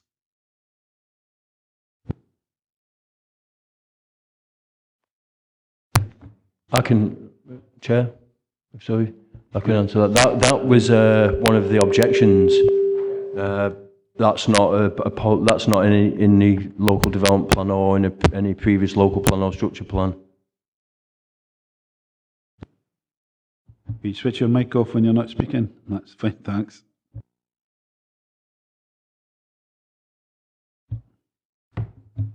Going back to a question, I think, raised by other members earlier on, which is about the length of time. I think Councillor Blake was just about to ask it, probably. And if I've got the question right, is it possible to assemble the information that you require within 2 years? It's a really good question, and I think there are two main points to consider here. The first one being that we're trying to operate now in a subsidy-free market, and to do that, we need to reduce all our costs. To reduce our costs, we need certainty in the data that we have, and we can get the more data we have, the more certainty we have, and the more our costs can be reduced. The second point is really just a practical one, in that 3 years will be much more aligned with the project timescales. Peter? Sorry, mine was exactly the same question, but I just, given the answer, I was just thinking about it, is I don't understand how gaining more data over 3 years is going to reduce your costs. So, if you can imagine, one of the largest costs for a wind farm project is the turbines themselves. So, in providing as placing an order at a post-planning point of view or stage in the project with the turbine manufacturer, they ask for site-specific data. Now, the type of turbine that you go to choose and the cost that you would end up preparing for that there would inform you what turbine is suitable for the site, but also how another point is that it would actually help you place and site the turbines so that more wind can be captured and that more energy can be produced. We would go for the maximum number of years possible if we could, but as it's aligned with the project timescales for 3 years, we feel that would be sufficient at this stage. Ian? My question has been asked. Well, I'm not terribly sure. Do you understand the answer? Alistair, Generis? No, likewise, Chair. The point that I wanted to raise has in fact been addressed. Like Ian, I'm by no means convinced about the answer. Jane? Well, if I could possibly ask, I mean, I'm slightly mystified. So are we saying that there is a suggestion that you order the turbines before you have permission? No, not by any means. That's not what I'm saying. So imagine the project timescales as we are now. We would have a mast on site for 3 years. We would design our wind farm based on the data that we collect from that mast. We would then apply for planning permission for the wind farm. Once we have data from the wind farm, from the mast, we have planning permission for the wind farm. At that point, we can look to order our turbines and use all of those together to inform the order. Peter? I think I speak for all of us, is that we still don't understand why you're going to collect more, why the data for that 3rd year is going to be so important, as opposed to just collecting it over 2 years. I guess another way of thinking about it is even the last application that we looked at, they had a plan for an anemometer mast to be on site for 25 years. You know, the more, I guess I could just repeat the same point, but the more data you collect, the more certainty you have. If we collect it for 5 years, we would have more certainty in the turbines that we would like to procure. But 3 years is enough now to give us an indication. And perhaps this is what we're looking at now post-subsidy announcement, where that extra certainty is needed to drive those costs down. So I would maybe even expect something similar for future mast applications in this area. Jim? It is possible to measure wind speeds using a laser system. Was any consideration given to that method of measuring the wind? I am aware of that, however, it's not as robust or bankable as on-site data at height from a mast. Yeah. Tom? I think we're reinventing the wheel, Chairman. We went over all of this about 2.5 years ago about anemometers and length of time. And we actually tried to bring in a policy, and it's pointed out, because some applications were for 2 years, some were for 3, some were for 4, some were for 5. We tried to bring in a common one, and we couldn't because it depends on the site. So we're going back over a lot of ground that the question's been answered in the past. Thank you for that. Words of wisdom, Tom? No other members? No, thank you very much, John. You may take your seat. And members, we're now in session. Archie? Thanks very much, Chair. I mean, the questions were right about the length of time on the anemometer, and I think what we've heard obviously is this is going to be a pre-application for a wind farm, which the objectives have actually said. We're discussing this as an anemometer mast about getting information. For the past several years, anemometer masts have been going up in this particular area for information and that. So therefore, I know that in the past we have reduced the amount of time. I can't see a reason for not, going ahead with the recommendations, but on the conditions, I would suggest that we put up for 24 as we have done on previous applications, 24 months rather than 36 months. Yeah, Ian? Yeah, I'd be happy to second that.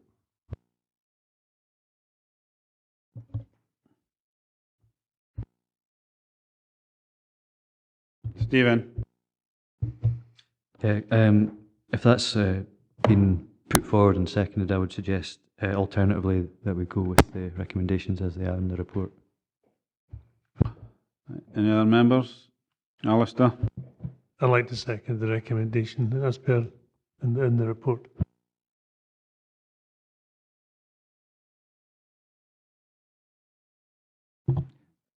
Chair, just to clarify, basically the application is for 3 years and that's how it's been assessed by officers, but it is entirely at the gift of the members to decide if you wish to vary that. So I have no problem with the either the motion or the amendment. Thank you. Any other members? Can we go to the vote?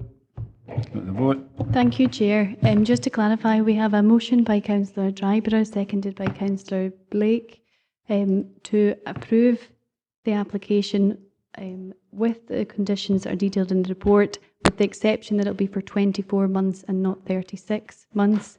And we have an amendment by Councillor Stephen Thompson, seconded by Councillor Geddes, to approve the application of Councillor Witts. I apologise for that. To approve the application subject to the conditions detailed in the report. Councillor Martin. Motion. Councillor Dempster. Motion. Councillor Blake. Motion. Councillor Diggle. Councillor Dryborough. Motion. Councillor Ferguson. Amendment. Councillor Geddes. Motion. Councillor Groom. Motion. Councillor Hislop. Motion. Councillor McGregor. Motion. Councillor Maitland. Motion. Councillor McCautry. Amendment. Councillor McComb. Motion. Councillor McKee. Motion. Councillor Stephen Thompson. Amendment. Councillor Ted Thompson. Motion. And Councillor Witts. Amendment.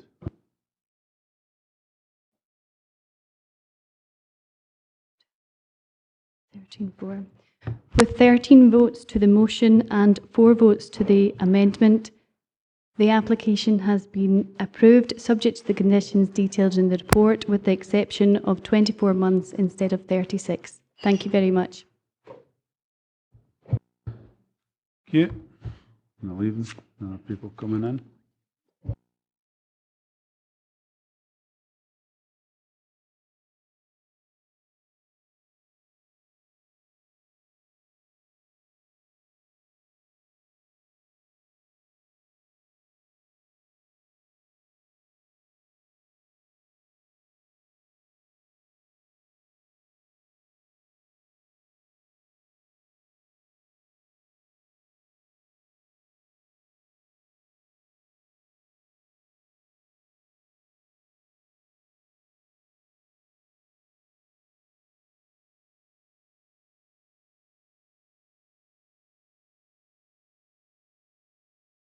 We're now going on to item 6, Hollybank, 5 Laurieknowe, Dumfries, plan application for change of use of hotel class 7 to house in multiple occupation, SUI Generis, application 15/B/3/0313.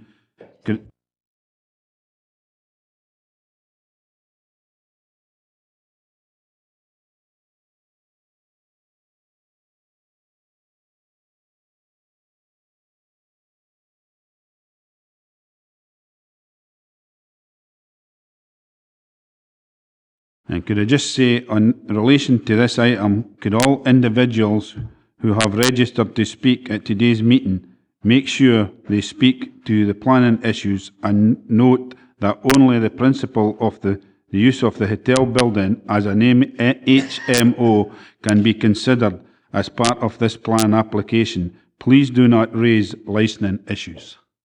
Right, thank you. And we've got speaking on this, it's Lindsay Cameron. Right, Lindsay? Thank you, Chair. This first slide is a location plan showing 5 Laurieknowe, with Laurieknowe to the northwest and Rosemount Street to the southeast. This first photograph is a view of the application site from Laurieknowe, with the existing access in the centre of the photograph. Moving up into the site, this is a close-up of Hollybank. The application is the change of use of the building only, so no external alterations are proposed. Panning round to the left, this photograph shows the existing car parking area to the front of the building. And panning round to the right, this is a view along the southwestern boundary of the site where there's existing vehicular access linking the front and rear of the site. Moving through to the rear of the site, this photograph is taken from the southern corner, looking across the rear of the building and the existing parking areas.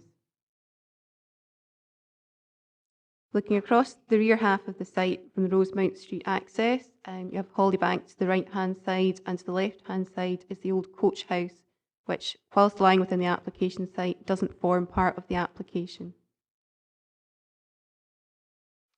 This is a view of the existing access from Rosemount Street with the coach house to the left and Maxwellton West Church Hall to the right. And finally, this photograph is taken from a location further along Rosemount Street, looking back towards the access to Hollybank, which is located behind the red car in the middle of the photograph. The application is recommended for approval, subject to conditions as set out in the report. Thank you, Lindsay. Members, points of clarification? Jane?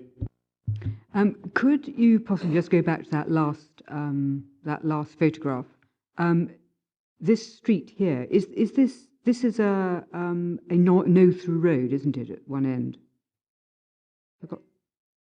Sorry. There is access in one direction, but you can't exit. There's one-way traffic through the end of the street. You? Any other members? Andy? Where exactly is the restriction then on entering back down onto Laurieknowe from the bottom there? Because there's no slide showing us where the restricted traffic. I mean, I know it's one way, but I can't remember.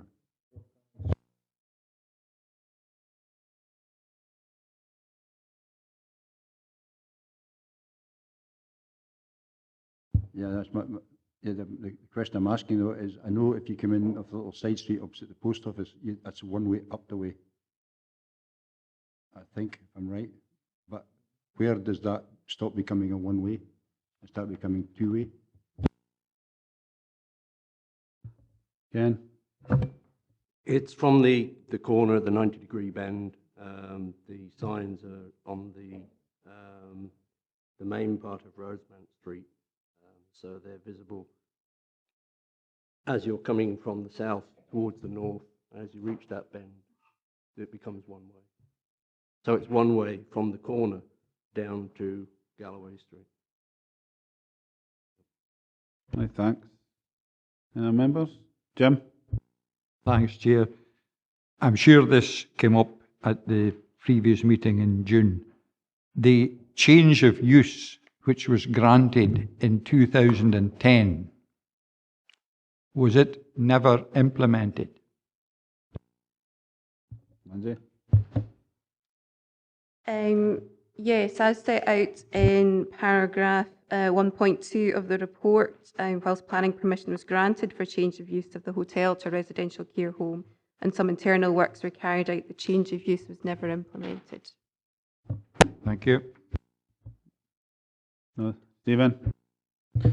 Thank you, Chair. It's just with regards to the planning history on page 68, it mentions obviously it notes the recent decision for 15P30111, and then it gives it highlights that there's an appeal against this refusal.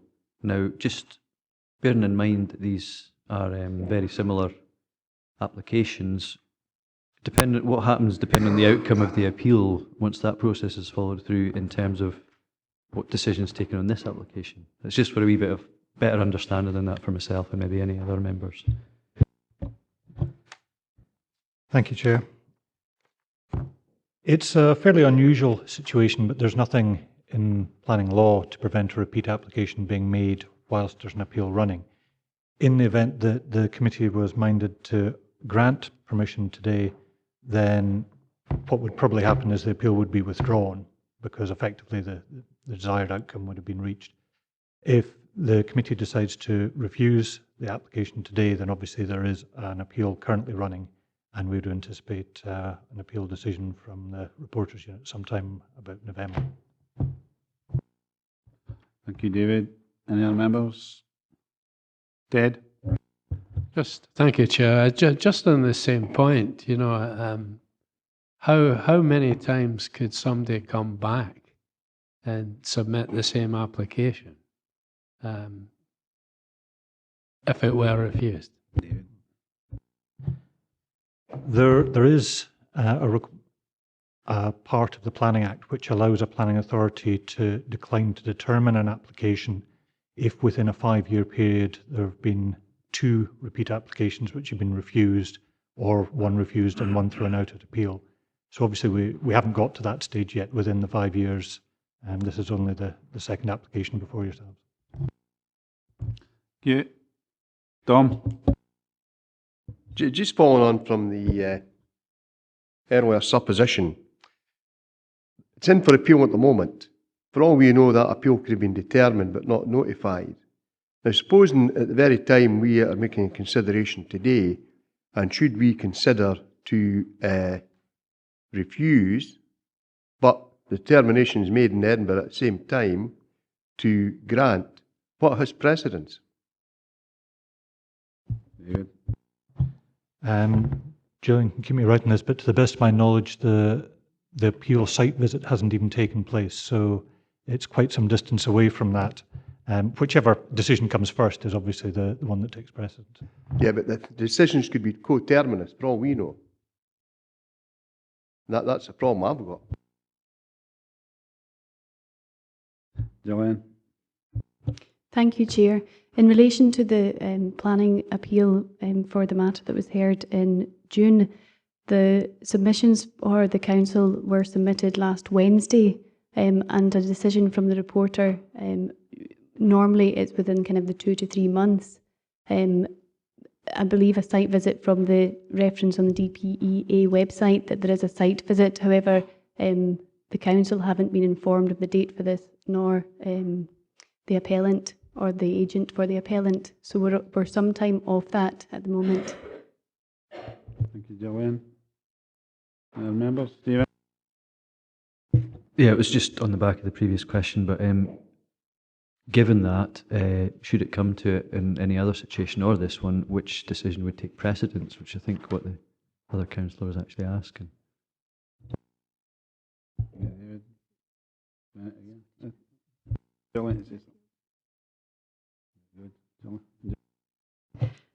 It's an unusual situation that we're faced with at the moment.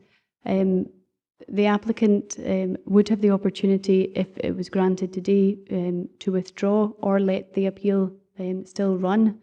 I would say that it would be the reporter's decision that would be final, but David can correct me if he has a different view. David? Certainly, as far as I'm aware, you can have multiple planning permissions for the same site.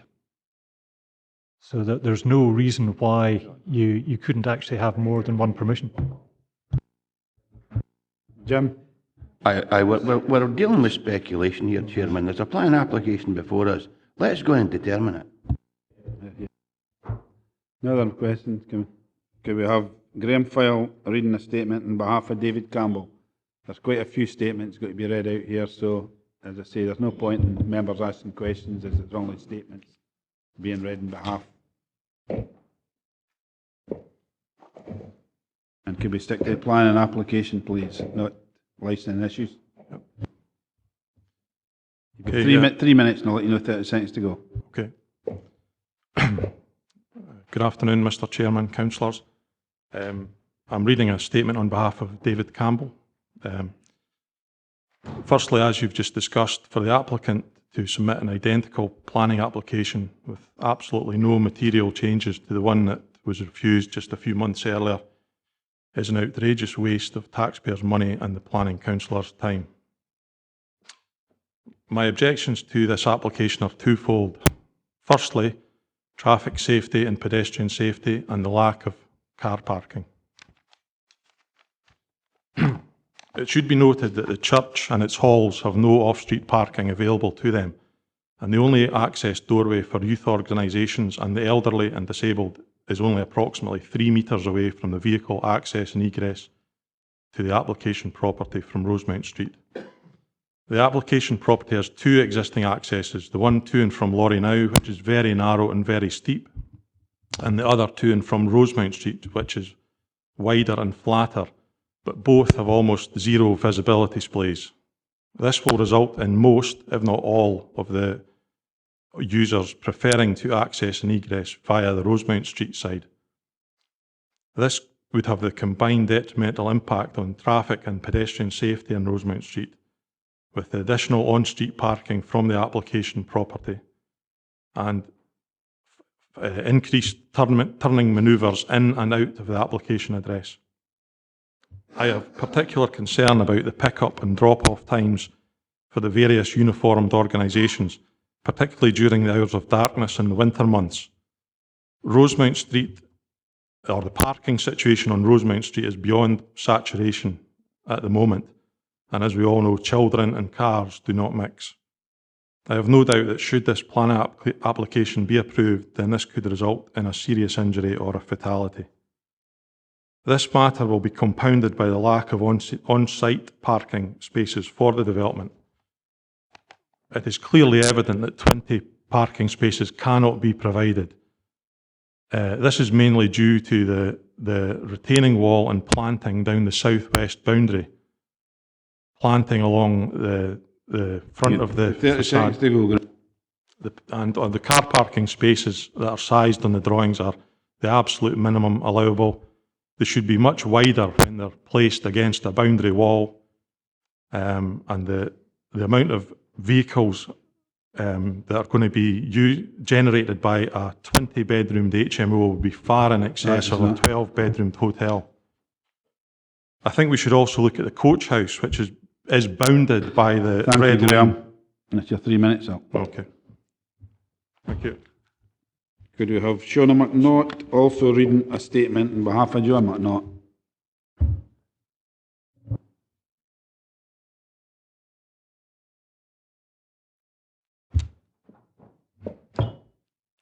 Shona, you've got 3 minutes and I'll let you know 30 seconds to go. Thank you. As you're already aware, Rosemount Street is a very unusual residential street, being the location of a residential care home, a busy hotel, and a property which houses vulnerable residents as part of care in the community. It's also the main access and egress for Maxwellton West Church halls, and there is a huge influx of people at different times, both night and day, throughout the week due to the use of these halls for a variety of different reasons. The church has a large congregation and a number of elderly and frail parishioners, and there is no designated parking for the church. The church halls are also home to several very active youth organisations, which involve over 110 young people. The youth organisations are Beavers, Brownies, Cubs, Scouts, Guides, and indeed both of my children attend these organisations and also the Sunday school. I am the volunteer leader of Max West Cub Group, and I currently have 22 youngsters who attend each week, with 6 more due to join after Christmas. The cubs within my care are not just children who live in the immediate vicinity of Rosemount Street, and in fact I have recently had a large number of queries from the opposite end of town due to another park closing.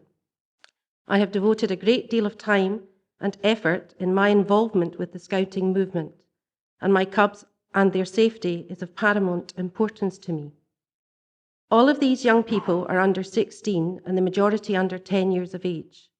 Whilst we cover road safety as part of our programmes, the children are not as conscious of traffic danger and road safety risks as we would like them to be.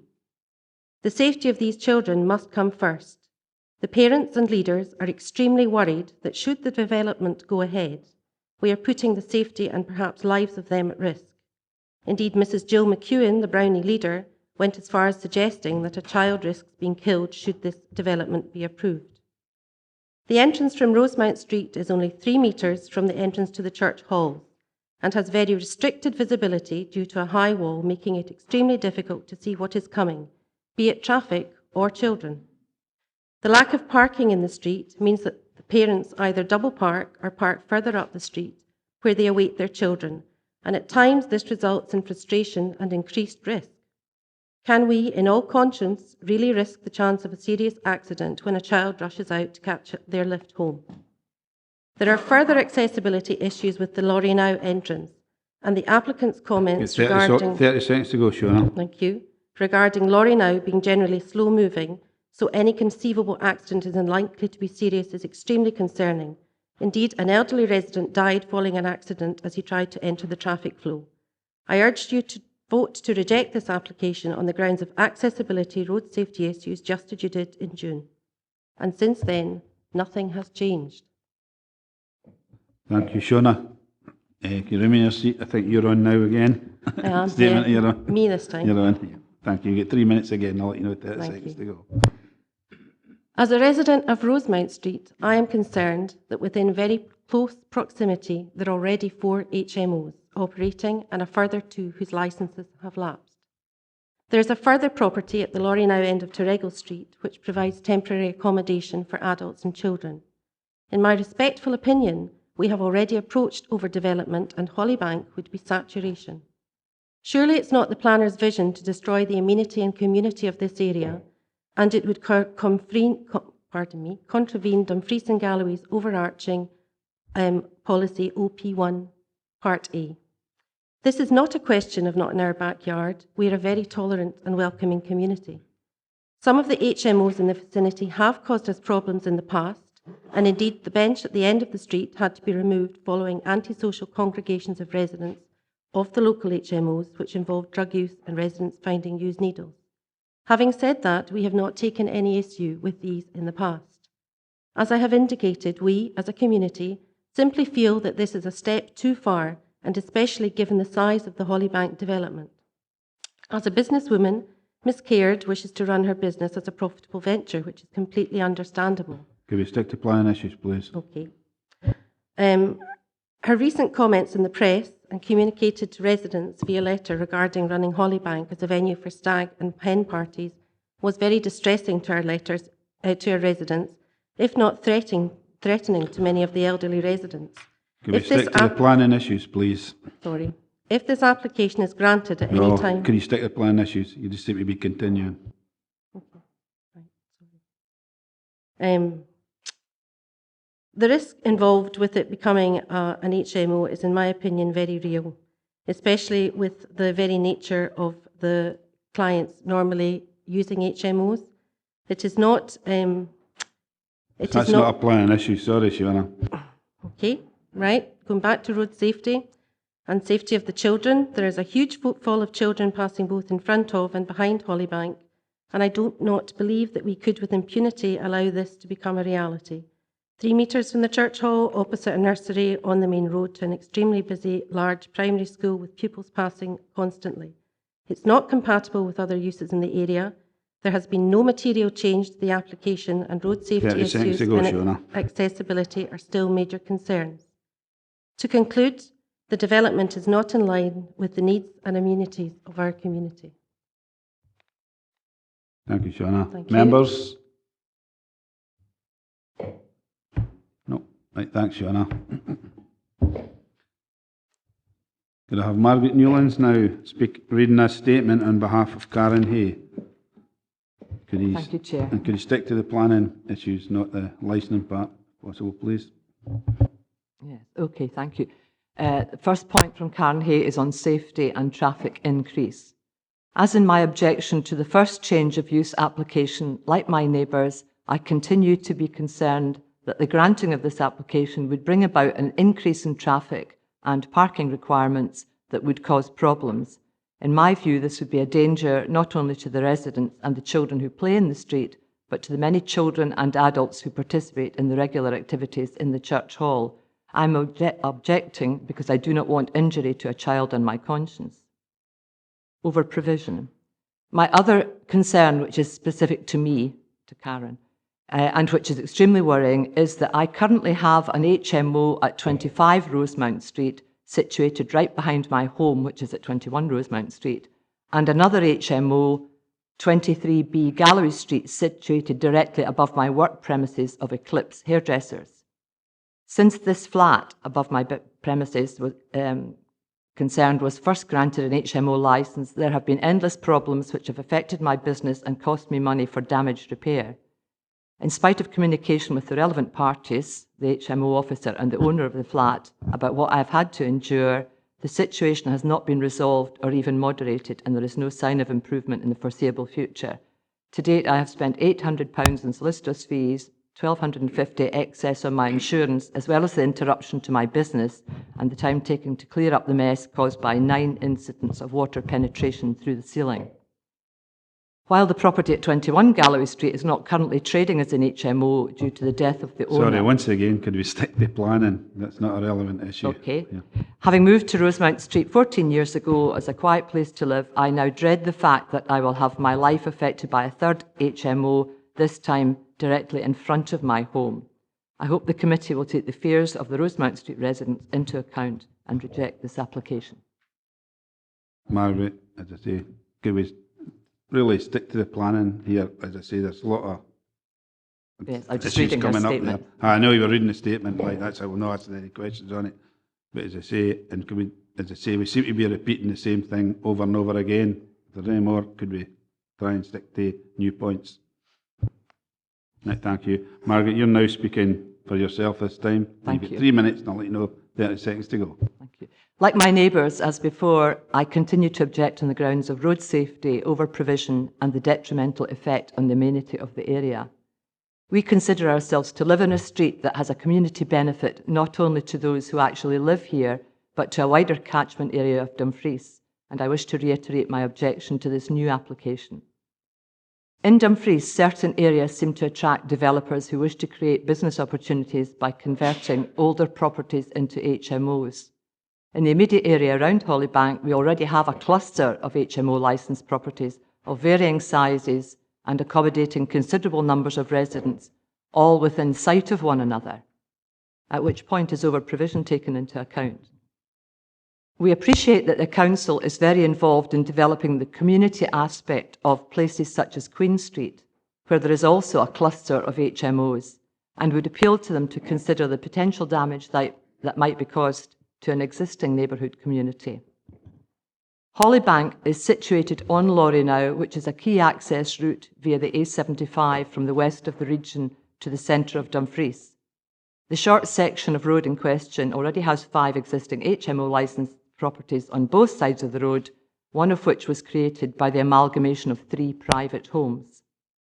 In Rosemount Street, some of our residents not only have an HMO property situated behind their homes, but if this application is granted, will also have one in front of them, and one such resident, as you have heard, even has one above her at work. Surely there has to be some official limit to the close proximity of numbers of licensed HMOs. The property was bought as a hotel, and we have no objection to the hotel as a business operating in our area, especially as it's situated on a tourist route to and from Ireland. The ebb and flow of hotel traffic in previous times did not cause us any significant issues. We do not seek to thwart the business option which this property offers, but only to raise our objections to the form that business would take if the HMO application for change of use from a hotel was to be granted. Okay, members? Right. Margaret, and now, again, you're reading a statement on behalf of Mr. and Mrs. Saddington. Yeah, thank you. Right, thank you. 3 minutes once again. I'll let you know that. You will already have seen our 2 letters of objection to this proposed change of use on the grounds of 1, increased traffic and the safety issues involved for the many children and adults who use Rosemount Street and the facilities at Maxilton West Church. Secondly, over-provision of HMOs in the area. And thirdly, change of amenity, all of which are echoed by the large number of residents who have lodged objections. Miss Keir has bought a hotel which has only ever been used as such. She would like to run it as an HMO to add to her existing portfolio of HMOs in Dumfries. We would like to protect... That's not a planning issue, Margaret. Sorry, you're reading that, but could you skip that bit? That's not a material planning consideration. We would like to protect the safety and general amenity of our neighbourhood where many of us have lived and brought up our families for years. We only have one home. Since we moved here, there has been a large HMO built directly behind us and another one approximately 3 times its size directly in front of us. And we believe that over-provision, especially considering the number of other HMOs in the neighbourhood, would completely change the amenity of the area. That's it. Thank you, Margaret. May take your seat. Yeah. Could I have Reverend Donald Sutherland reading a statement on behalf of the Deacon's Court of Maxwellton West Church, please?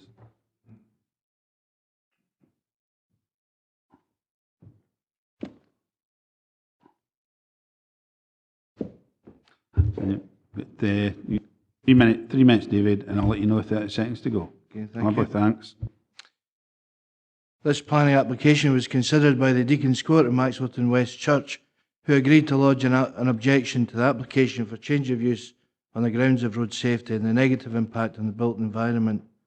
In doing so, the Deacon's Court seeks to speak in respect of the vulnerable people who access the church through it any week. Maxwellton West Church, as we can see, is adjacent to Hollybank, and the commonly used access to the church is in Rosemount Street. The church is very much part of the community, and residents from the HMO at 25 Rosemount Street and Roseland Care Home utilise the church at various times in the week. The estimated footfall in any week is in the region of 400, many of whom are considered vulnerable through mobility issues and age. Some church members who reside in Rosemount Street are also actively involved in the youth organisations which use the buildings and are part of the church. The Scouts and Guides cater for children aged from about 5 to young people in their late teens, and therefore on the nights they're operating, there's a large number of children and young people entering and leaving the church, being dropped off and picked up by parents. In addition, there are a number of church groups which include older people, many of whom have mobility issues. Other groups who use our halls to meet during the week are just as much a part of the church family as our own groups, and amongst their number there are a range of age and mobility issues. The increase in traffic increases the risks to all users of the church, as the entrance to the Hollybank car park is next to the rear door of the church premises and the easy access ramp. The addition of 20 residents at Hollybank brings with it increased traffic and increased facilities for refuse, etc., and has a negative impact on the existing built environment in which the church provides support and space to many vulnerable people every week. Thank you, David. And now, yourself. You've got 3 minutes, David, and I'll let you know 30 seconds to go. Thank you. My personal objection to this planning application is based on issues of road safety and the detrimental effect on the amenity of the area. I'm very much a new boy in the street. I've been a resident of Maxwellton West Church Manse for just about a year now, and I've been hugely impressed by the community aspect of Rosemount Street. It's been pleasant to see children able to play and older residents meet and greet each other in the street. Prior to ministry, I served as a police officer with Tayside Police. I was for many years involved in community safety, both at force level and nationally. My involvement included areas of youth, older people, mental health, social and physical crime prevention. In developing policy and procedures, I was heavily involved in impact assessments, engaging how policy and procedure impacted on any community. What I saw when I moved into the manse was what community safety aspired to.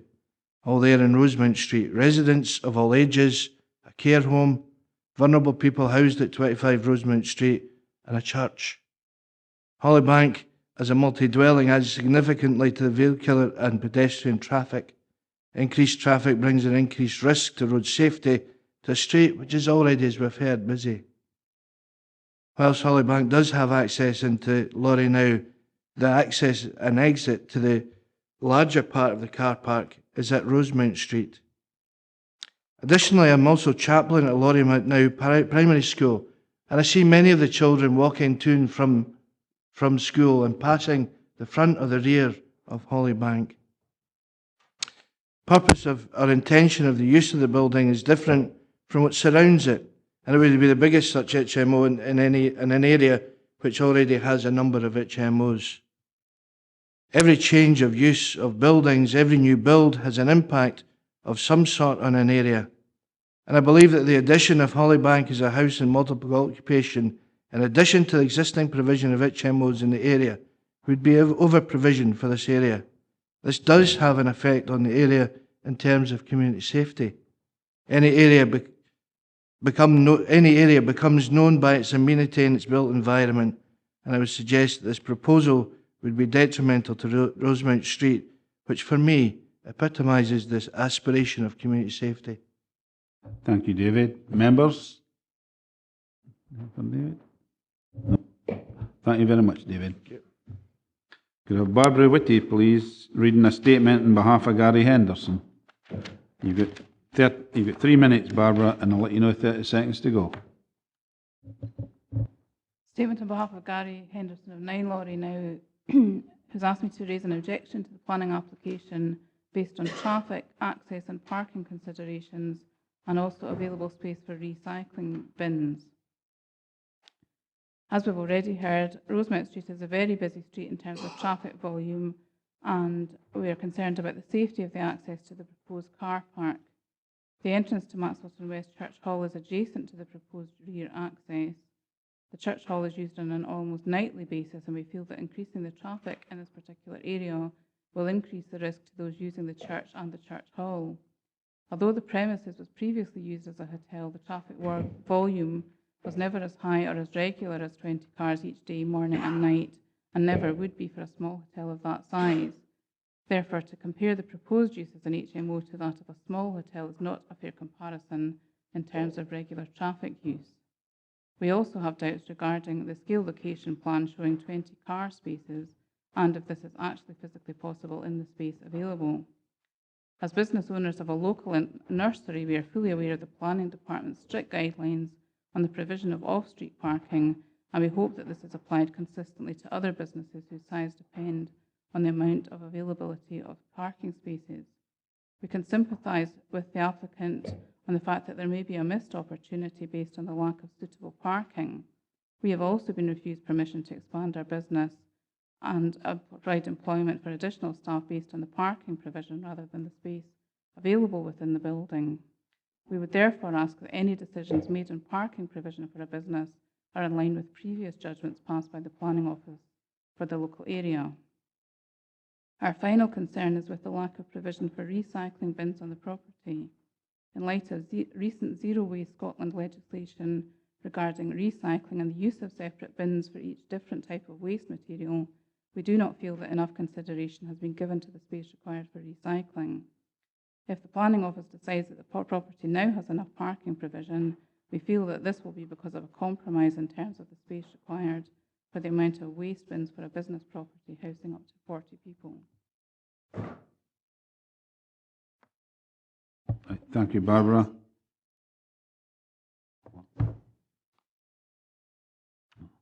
The number of tenants is not a planning matter, by the way. Could we go to Barbara? You're reading a statement on behalf of Douglas Miller this time. Yes. This is a statement from Douglas Miller of 15 Rosemount Street, Dumfries. My main concern regarding the application relates to road safety. I have looked at the planning application, and although I have no formal experience in planning matters, I cannot accept that 20 vehicles can be parked within the confines of Hollybank. There will, in my mind, be an overspill into Rosemount Street, making parking even more difficult than it is. This will in turn cause congestion at peak times for the church, with the inherent increase of danger to pedestrians, many of them being either young or old. It has been stated by the applicant that the intention is for traffic to flow through the car parking area of Hollybank, and that both entrance and exits on Laurieknowe and Rosemount Street will be used by residents. I, as an advanced driver, simply cannot see this happening. The sightlines are such that any vehicle exiting from Hollybank onto Laurieknowe would have to stop at the edge of the curb to obtain a view to either side. In doing so, the pavement will be blocked. In addition, due to the traffic light control junction at the Glasgow Street Galloway Street junction, the traffic is backed up in Laurieknowe from about 7:30 a.m. until late in the evening every weekday. Therefore, any vehicle wishing to turn right would have to wait until let out into the flow of traffic, and all the while the pavement will be blocked. Knowing this, any resident at Hollybank will therefore use Rosemount Street as their preferred exit point. This problem will be exacerbated at school starting and finishing times, as primary school pupils use the particular pavement to make their way to the crossing attendant opposite the school entrance. Another concern is due to the fact that any delivery vehicle will be unable to turn around in the very restricted parking area, and as such will have to double park in Rosemount Street to make deliveries, of which there will be many.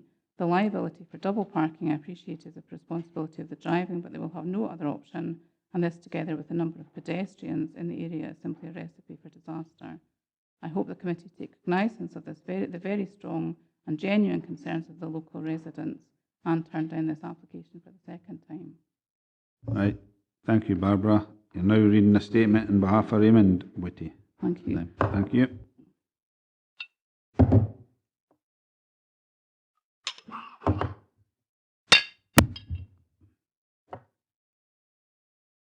Statement from Raymond Whitty, 35 Rosemount Street.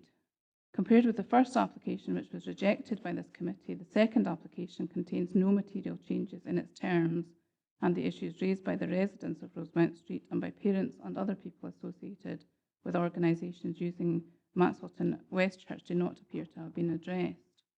I strongly object to the planning application on the grounds of the increased vehicular traffic which would ensue and the consequent increased risk to other traffic and pedestrians. I am particularly concerned for the safety of young children, residents or visitors on Rosemount Street and Laurieknowe. I do not believe that the amount of planned on-site parking is realistic. The garden ground at Hollybank to be allocated for parking will also have to include space for waste and recycling bins. The use of the front entrance onto Laurieknowe for vehicular ingress and egress remains unrealistic and hazardous because of the steep slope down onto the extremely busy and narrow main road. Other properties which have driveways opening onto that side of Laurieknowe do not use them. Any traffic using the on-site parking would need to use the rear access onto Rosemount Street, and residents and visitors would inevitably end up trying to park on the street because of the constricted on-site space. Rosemount Street is very busy at certain times of the week because of activities at the church, visitors and deliveries to the Eden Bank and the care home, people parking for football matches, and working people and shoppers. On Sundays, parking becomes virtually impossible. My biggest concern remains the proposed change of use of Hollybank from a hotel which operated over many years to a house in multiple occupation in an already busy area. I'm concerned about the increased safety risk to road users and pedestrians, particularly vulnerable young children and the elderly, and hope that the committee will uphold their previous decision and turn down this application. Right, thank you very much, Barbara, for reading out these statements. Can we now have the applicant, Juliet Keir, please?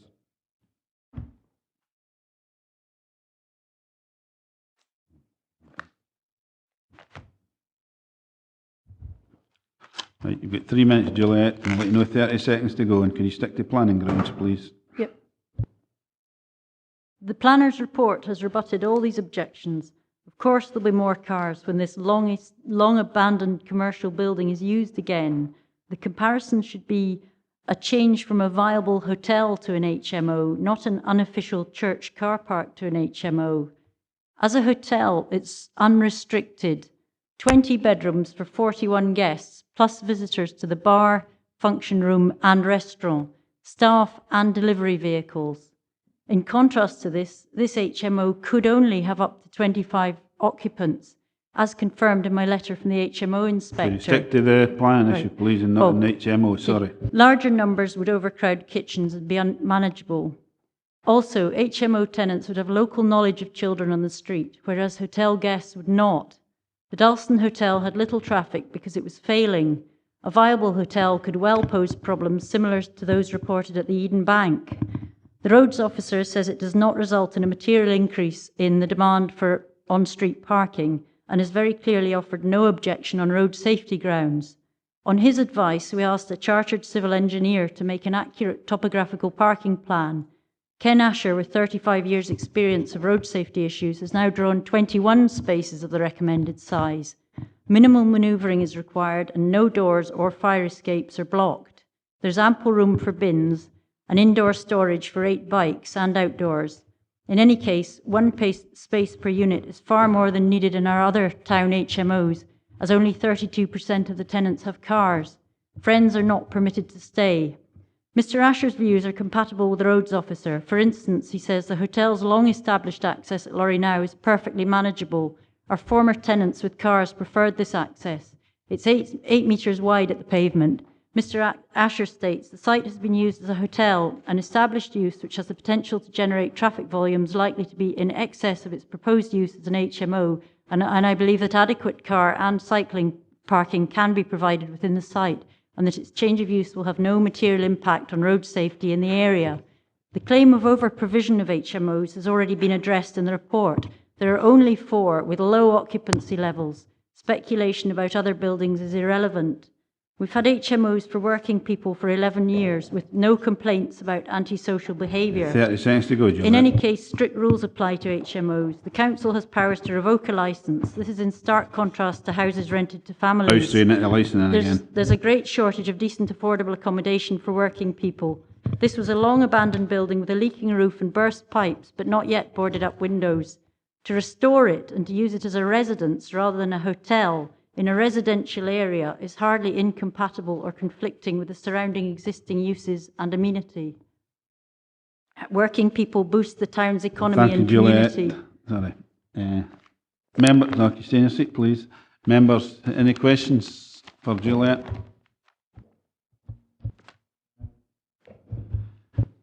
Juliet, you mentioned working people. Now, my experience is that working people are likely to own cars.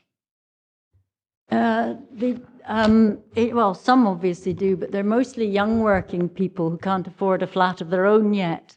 And they've often got student loans to pay off. And if they choose houses that are in town, it's often because they don't have cars. Some of them are saving to buy a flat. If you look at Moorheads, that has 14 working people, and when we were given planning permission for that, we were told we needed one parking place per unit, one per room.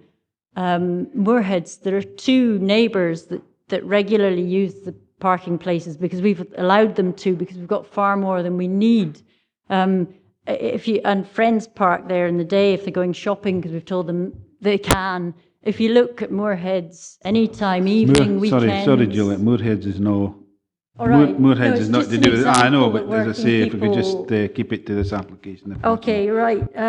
Well, yeah, of the 11 that were in the house, that were asked to move because the planners changed their mind about it needing planning permission, there were 5 with cars, which is slightly more than the average number. But as we could only have 25 tenants just based on overcrowding in the kitchen and sitting room, 25 is an absolute maximum, we'd probably have 20. That would be 10 cars at that rate. Well, no, 8 cars at that rate, wouldn't it? Thank you. Any other members? Andy. Thanks. Mr. Keir, I appreciate your right to actually put another application in here. But you're currently going through appeal on the last application. Have you any reason why you would actually, what's the rush, I think, basically? Well, when the other process isn't finished yet. Oh, sorry. Gillian, can you come in here? Thank you, Chair. Just in relation to this, we have to deal with the planning application before us today. So the planning appeal is in relation to another application. It's just to deal with this planning application. With respect, Chair, what I'm actually asking is what's the rush? I know that, but that's not relevant to this application. I don't mind answering. If you want to answer, Gillian. Well, please. Before we bought it, we phoned the planning department, and an officer told us that planning permission wasn't required for change of use, which is compatible, as far as we can find, with all the other buildings in Class 7 in Dumfries, including 2 owned by us. And the HMO inspector told us the same. After we bought it, when we put in for the building warrant, we started looking for tenants because the HMO inspector had already seen it and said it was fine. We put in for the building warrant, and the planners, again, what it said on the form, proposed use HMO, planners stamped that. They wrote no planning permission required. So by this time we had 11 people waiting to move in. When the planners then changed their mind, they did point out that it already had planning permission to be a hotel. So we took the 11 tenants. They were mostly moving into town from other areas to work.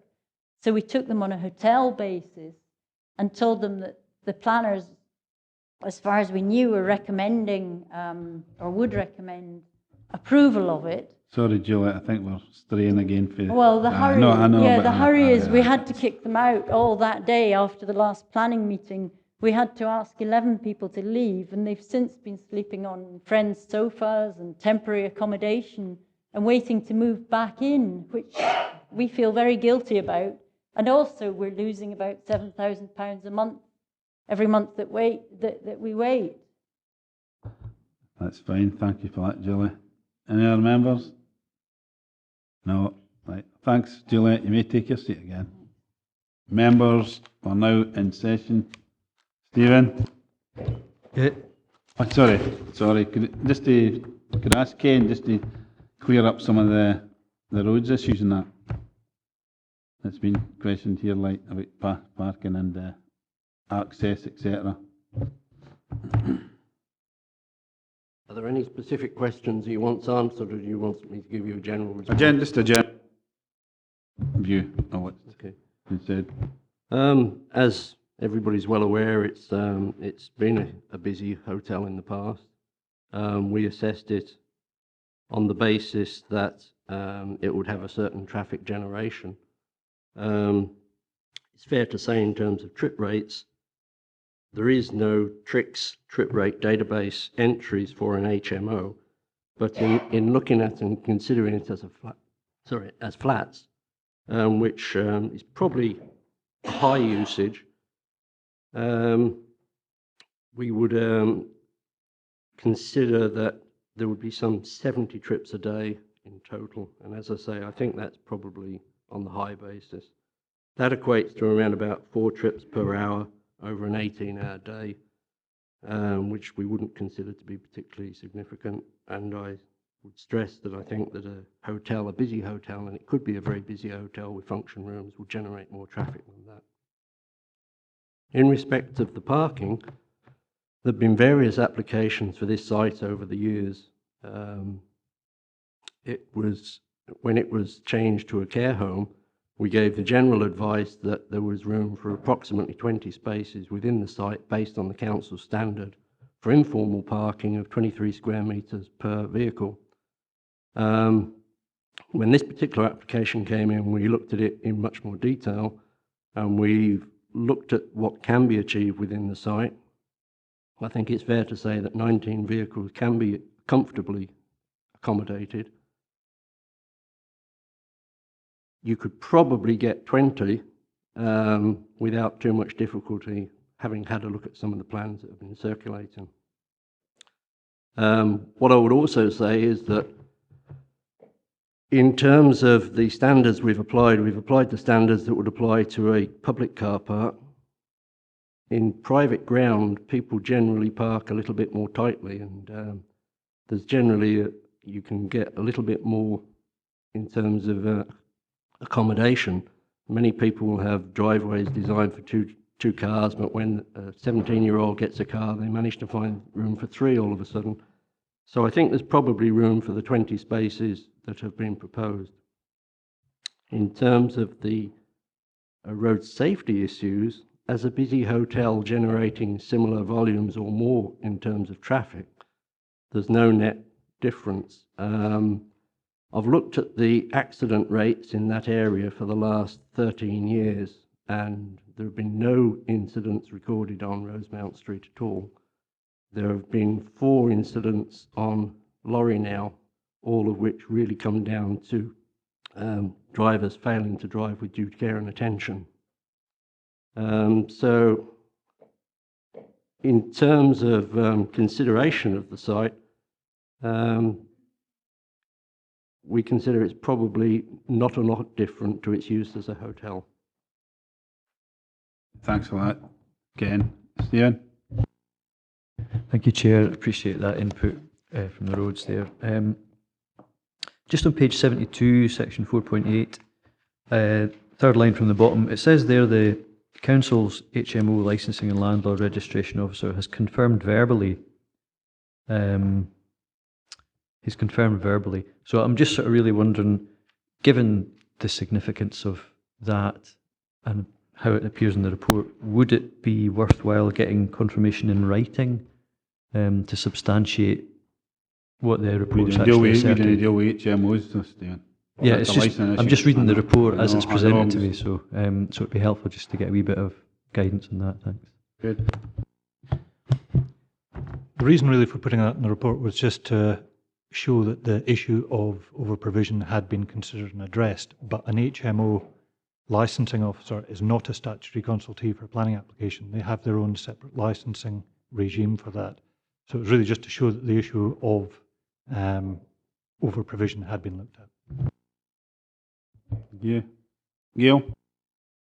Yeah, just a brief question. Planning officers probably, I mean, it says change of use of hotel to house, but it has already had a change of use to a care home. Presumably it's still a hotel because the care home was never implemented. So it's sort of lapsed and hence why it's like that. And what would the parking test have been for a care home? Chair, when the care home was approved, there was it was 20 spaces that were approved for it at that point in time. Thank you. Now, members? Stephen?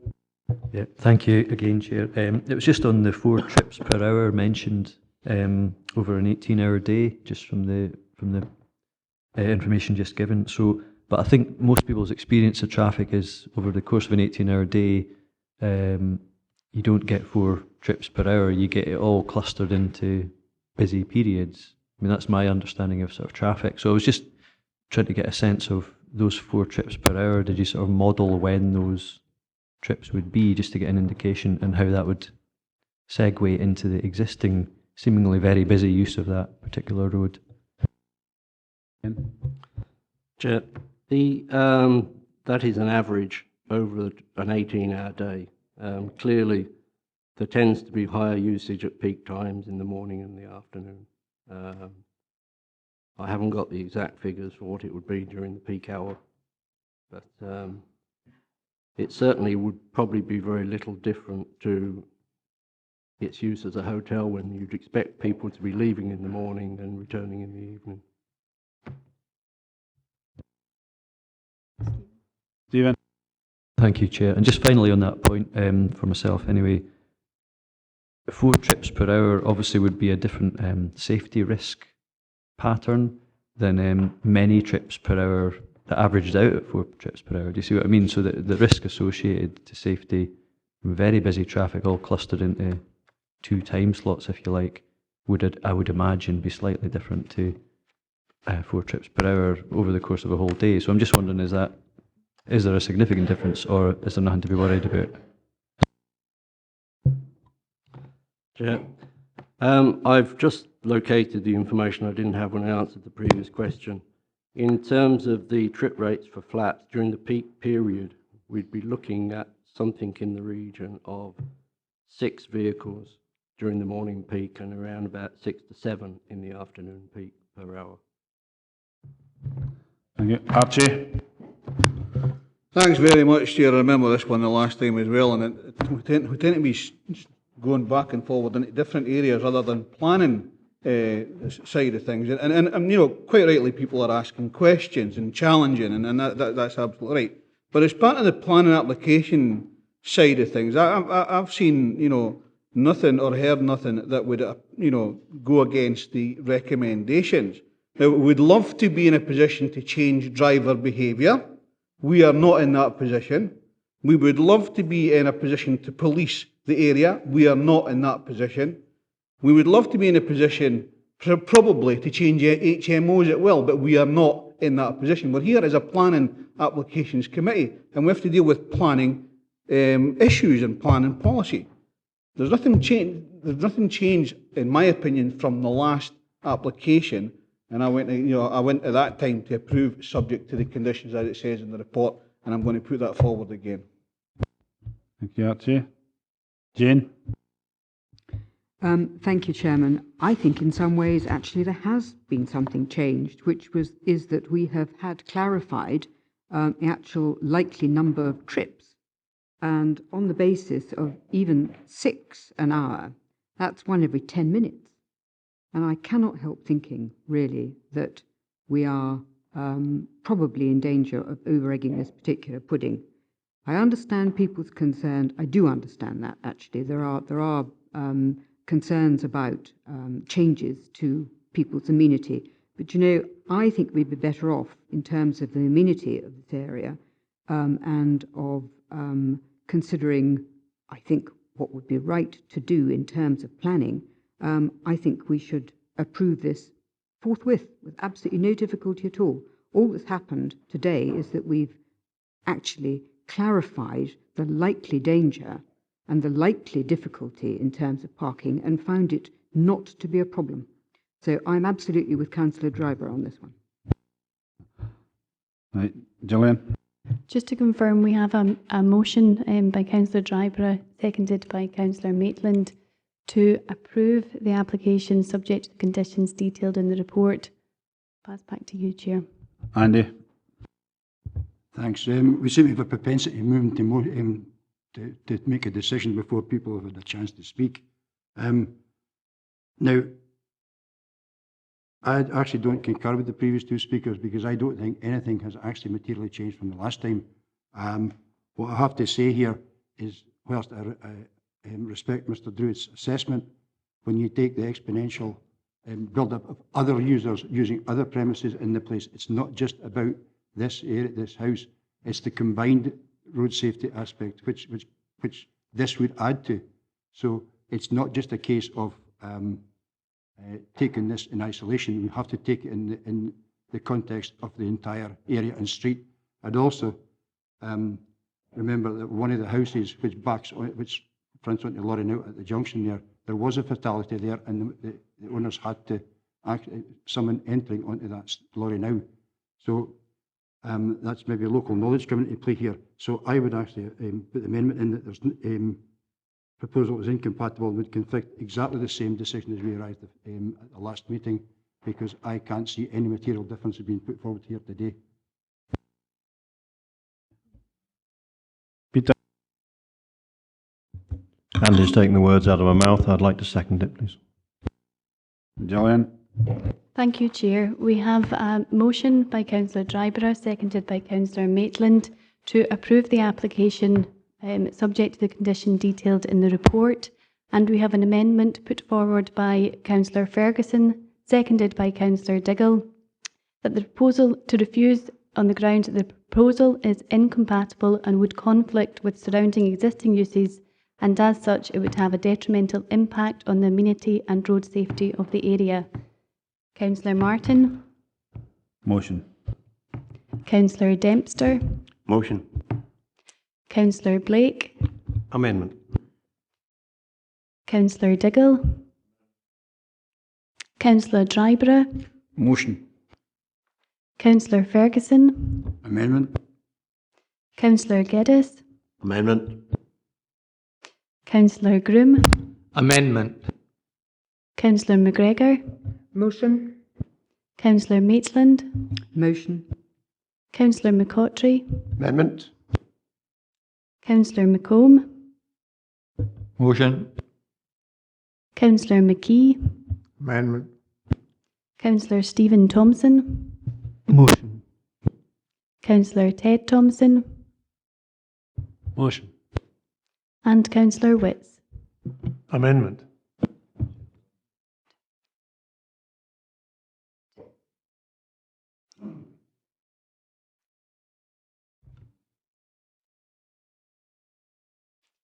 We have 8 votes to the motion and 8 votes to the amendment. Therefore, the Chair will use his casting vote. Vote for it twice. Go with the motion. The application has been approved as subject to the conditions as detailed in the report. Thank you. Right, members, I think we'll take a break till the 22. Allow us time to get a bit of comfort, a bit of relief, and something to eat. 22. In this half an hour. Welcome you back. We're now on to item 7 on the agenda. Kipp, Paddock, Kippford, Dalbeattie. Plan application for formation of a caravan hardstanding, formation of associated access track, car parking and landscaping, number 15/P/P/2/0183. I've got Judith speaking on this. Whenever you're ready, Judith. Thank you, Chair. Yes, this application for Kipp Paddock at Kippford. Just before I go through the slides, just to note one small correction on paragraph 4.3. I think it's page 82 of the agenda.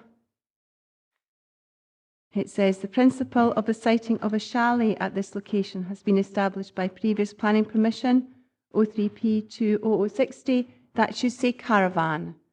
The principle of the siting of a caravan. I'm really just repeating what I said in paragraph 1.4 though, so it doesn't make any material change. Just as a bit of an introduction to this, members may recall the application 14P2272, which was for the erection of a holiday lodge on this site, which came before the Planning Applications Committee in November 2014. It came with a recommendation of approval, but was refused by members. A previous application for the whole of Kipp Paddock, which included this site, was submitted in 2003 for an extension to the caravan park to form 12 static caravan pitches, and this was granted permission in 2003. So siting of the caravan in this proposed development at this location would be in accordance with the previous 2003 permission. So this application is for the formation of the hardstanding, an access track, car parking and landscaping only. This is a location plan. The actual application site is just above the label, the red label. The site forms part of the larger Kipp Paddock site. It's adjacent to C24, which is the main road from Barnbarach to Kippford. The site backs onto rising woodland and is within the Solway Coast Regional Scenic Area. This is the site plan. The site's outlined in red, just sort of off bottom of the middle of the plan. Kipp Paddock's outlined in blue to the left-hand side. To the north of the site is the caravan park. There's woodland to the east, and the C24 is the road running in the top left-hand corner of the image. This is the block plan with the site highlighted in yellow. You can see the proposed location of the caravan, which is where the figure 10 is. The extent of that would be the extent of the hardstanding, which would be about 6 metres wide by 17.5 metres long for the caravan, and there would be an adjacent path. The access track would be taken from the existing site road, and there would be parking and turning area. The caravan hardstanding would be formed in concrete, and the other areas would be formed in hardcore, either blinded or finished with granite chips. This is a site plan section where you can see the profile of the site. It rises up to the woodland behind. This is a view looking across the main road just to show the entrance of the site. The site itself is about 70 metres in the start of the site. So this is moving into the site, Kipp Paddock site, and the application site is straight in front, just where the sign is in the middle of the image. Moving closer round the side of the pond, there's the application site there. And my final image is looking back over the site, and the caravan where the hardstanding is would be just in front, long ways in front of you from where that image is taken. I would just like to say one thing. Representatives have raised issues regarding the maintenance and possible replacement of plant for the water pump and the storage tank at the back of the application site. These are civil matters and are included in paragraph 4.8 of my report. In conclusion, the proposal is considered to be acceptable, subject to 2 landscaping conditions, and is recommended for approval. Thank you, Judith. Members, points of clarification? Nope. Judith Ewart, please. An objector speaking on behalf of John Ewart.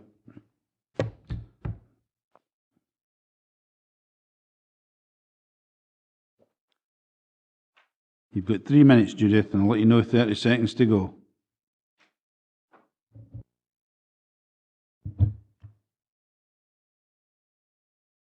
Hello, my name is Judith Hewitt and I am objecting on the following grounds. The water pump housing and the water storage tank. The plan shows 3 metres between caravan and boundary, which will not be large enough for the vehicular access needed when the time comes for us to replace these structures with new ones. If Judith could perhaps show the photo. Unfortunately, Judith probably can't show the vote. I think that's probably my fault. I've had a bit of a difficulty over the last few days with lots and lots of photos getting sent in for the representative slide, and I suspect I've overwritten your one, but I think I have all the others, as we'll see later on. So apologies for that. Okay. This serious problem as management agent for the complex concerns me deeply and is in fact a major issue. I, as management agent, commissioned 2 independent groundwork surveys to be done on behalf of the owners. Their report is as follows. A 13-ton excavator will be required. Its width is 2.840 metres, an operating weight of 13.183 tonnes. It needs a clearance of at least 1.5 metres each side to avoid any damage to or undermining of any walls or structure. Therefore, a 6-metre wide access must be left between any structure or walls. The length of the bucket fully extended is 11.200 metres. The distance from the proposed stands to the pump housing is approximately 10 metres. The excavator needed to dig it out needs a 6-metre width to travel safely, and this was taken from the JCB guidelines. The ground would need to be sound and level, short of going through the centre of the plot. This is not possible. The safe operating radius is also impossible to achieve. Even if a stance could be established for a crane to lift the tank out, an excavator would still be needed to expose and rebury it. Perhaps this factor could have been in Ronnie Irvin's mind in 2009 when he stated that the present layout precludes the siting of further caravans. In the beginning of the year, we had a problem with the tank and lost 336 cubic metres of water. Proper and immediate access is needed at all times, as these 2 structures are imperative to the complex, giving us the water needed for drinking and hygiene purposes. If passed, this situation will become the problem of the managing agent 30 seconds to go, Judith. and all owners to try to solve, but there is not a solution. No communal water supply, no self-catering businesses. Thank you. Thanks, Judith. You may take your seat. Okay. Got Lawrence Wilson reading a statement on behalf of Ian McCarthy.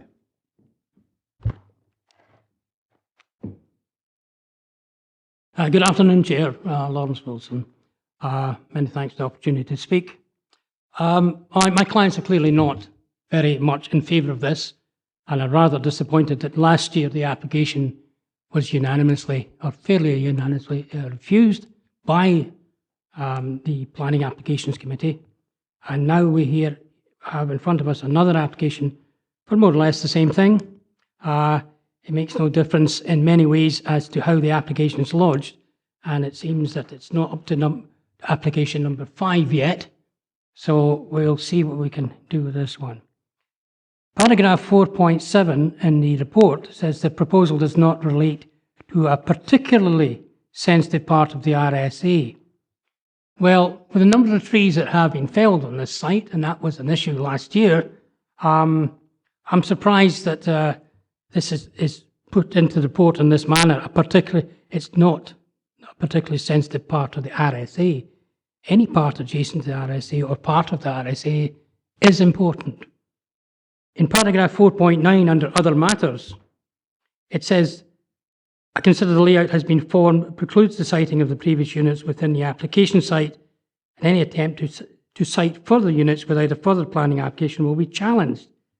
Now that was quite clear in 2003. There's no doubts about that, and that was taken on board by yourselves at the last planning committee quite clearly, That was a well-qualified, reasonable planning officer trying to, as he always did, accommodate issues, but yet he said, late has been formed, no further planning applications will be challenged. Effectively, here we are again, back at this committee table. Item 410, concerns have been raised regarding the recent felling of trees. Again, unauthorised development on the site, yet it's been refused. It was refused. So, in conclusion, the proposal is not considered to be compliant with the provisions of the stated development plan policies. It can be looked on as a development that was not in accordance with the requirements of the planning application and of the planning needs of the planning officer in 2003, and should remain as that. I have to say, although my clients have object to this very strongly, you may find that they have other 30 seconds, similar items. Lawrence. Thank you very much, Chair. They might have other considerations when they get a chance to speak. Thank you very much, Chair. Right. Thank you, Lawrence. You may take your seat. Wendy Bainbridge, please, an objector.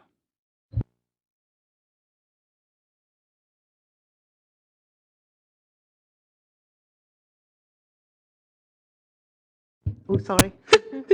I'm the owner of Lodge number 9 on the development. Kipp Paddock is a small private development of holiday lodges built by the applicant. Each lodge has very strict rules it has to abide by, right down to the varnish that is put on each lodge. What its use is, extensions, height, appearance, they're only allowed to be used as holiday lettings or a private holiday home. Could I go to slide number 1? This shows you the elevation. This was taken last November. My lodge is at the front. And you can see the lodges, they all look very similar. Could we go to number 2? Right, if you look towards the ringed area, that's where the water pump, the water tank is, which is plot number 10. So it's quite an elevated site right at the back. Number 3, that was what was shown, applied for last year. A rejected plan for a 1.5-storey lodge because it was not in keeping, as you can see. But the difference is that planning application was very detailed. We have today in front of us basically a concrete plinth and gravel. We don't know what's going to be put on that site, and that is what really, really concerns us. Could we go to number 4? That is, if you imagine, one of the cabins that we've got similar on that plot, but we're guessing because we don't know what's going up there. And number 5, that's the elevation. These are for illustrative purposes only, but that's what it would be if it was in the direction that it's applied for. Okay. As has already been stated, the lodges had permission in 2003. In 2005, 9 lodges were built and sold off to private individuals at great expense. 2009, Ronnie Irving, now retired, came and reviewed the site and wanted no further action on the fact that only 9 had been developed, but said anything else must go for planning in the future. This planning application is not transparent. 30 seconds to go, Wendy. We are extremely concerned as to its purpose and what is in front of us. Thank you very much. Okay, stay in your seat. Stephen. Members? Wendy, can you just stay in your seat in case any members have got anything else? Members? Anything? No. Thanks, Wendy. Can we have Bruce Harper, please? And you've got 3 minutes as well, Bruce. I'll let you know 30 seconds to go. Thank you. Good afternoon. I represent the owners of lodges 2, 3, 4, 5 and 9 within the paddock. I come here with, as an objector, but with a simple solution. I now have the support of 5 at the 9 lodges. It gives us a majority there. 2 couldn't be contacted and 2 are being represented by Mrs. Ewart. Now, as we've heard, 10 plots are on the site, 9 identical lodges or caravans, whatever they're to be called, are there to date. Now, there's a clause in the title deeds that gives the applicant carte blanche to alter conditions and use plot 10 in any way he sees fit. The current owners understood a 10th lodge would be built on plot 10 when they purchased back in 2005. Then, through, there was a rumour that the applicant didn't want to put a 10th lodge on, that he wanted a through road and further development up in the woodlands to the back. That was, outside factors came into play there, and the community of Kippford bought that woodland, and it will not be developed now. Secondly, there were mature trees on the plot on number 10. Now, these were felled without permission. Once the trees were gone, once they were down and the timber was taken away, nothing anyone could do about it. But they would have required permission. They were big, big trees gone. So last year's application, that was for a house. That wasn't a caravan or a lodge. That thing had solid foundations. It was 2-storey. Obviously, that was rejected. The current application is extremely vague, as we've heard. Now, the current owners feel that they've been slightly duped and are very nervous about what's to come up there, because we don't know. The reasons for the nerves is the use and appearance of what it could be. If I could go to slide number 6, please. Now, that is an elevated representation of a marketing suite, which is actually Mr. Aston's marketing suite, which he has half a mile away on his caravan park. That could be a use, because we've no restriction over the use or the appearance. Could I have number 7, please? That's what it would look like from the road. It's sitting up in an elevated site. Everyone coming into and leaving Kippford would be able to see that. Ideal place for a marketing suite. Number 8, please. That is another type of marketing suite. The first one looked like our lodges. That one doesn't. 30 seconds to go. Right. Number 9, close-up of that marketing suite. Number 10, again, another marketing suite. Right. I think with 3 options, you either refuse permission, in which case the applicant has left, he's got money in the plot, and then he has to apply for something else. We have to come back here next year. You grant, you have 11 very unhappy objectors, or the compromise would be to put 2 conditions on, the use and the appearance. If the use is for... Thank you, Bruce. That's your 3 minutes. Good. Members, any questions? Archie? It's just coming back to the use of the marketing suite. I mean, obviously the application for us here is for a caravan hardstanding. And you mentioned 2 or 3 options. I just wonder if you can come on to the second option there that you're talking about potentially. Sorry, I did run out of time. The option, I think we've got the first option out. The second one is to refuse. Mixed up here. The second option was to grant, in which case we don't know what's going to go on there. Everybody in the paddock's unhappy, and some of them have voiced opinions that they would take it further. Where that was going, I really don't know. Could I answer your question and give the third option, the compromise, as in, and I have this from the majority of the owners down there. If there were 2 conditions applied to this, we would not oppose it. We would actually support the application, and the conditions being that the use for the new building is for private holiday or holiday letting use only, the same as the other 9.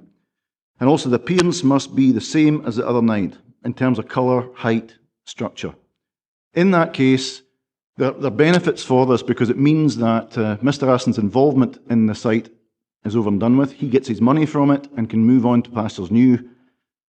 Everyone on the site would be perfectly happy that that development is now finished. There would be nothing more there. We'd never have to come back, and there would be peace in the valley, and we'd all live happily ever after. Any other member? No. Thank you. Thank you, Bruce. Can we have Robin Aston, the applicant, please?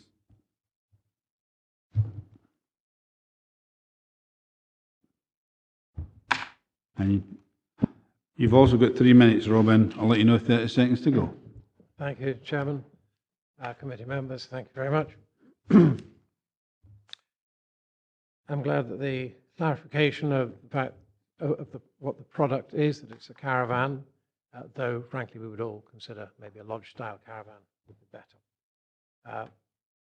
I have really only some observations about the objections. Water storage was seen as being significant. It is vital I allow satisfactory access for maintenance. The deed of conditions, which I have to apply by just as much as the other 9 lodge owners have to apply by, requires that. Should the committee wish to see it, I can give relevant pages of that document. So the managing agent can ensure that I that. Vehicular movements wasn't covered today, so I won't mention it. Trees was covered. I think the first thing I'd say about the trees is could we go back to the objectives picture number 5, please? That'll do. You'll see what I think is rather spurious and overscaled size of the lodge plot, caravan plot 10. But in caravan plot 5, which is just in front and to the left, there's a round circle in the grass. That was the first tree felled by one of the objectors. And I noticed that no planting has ever been done around it. So I think that the objectors talking about trees felling when they've done it themselves is not appropriate. Thank you for that. Might we go on to my own slide, please?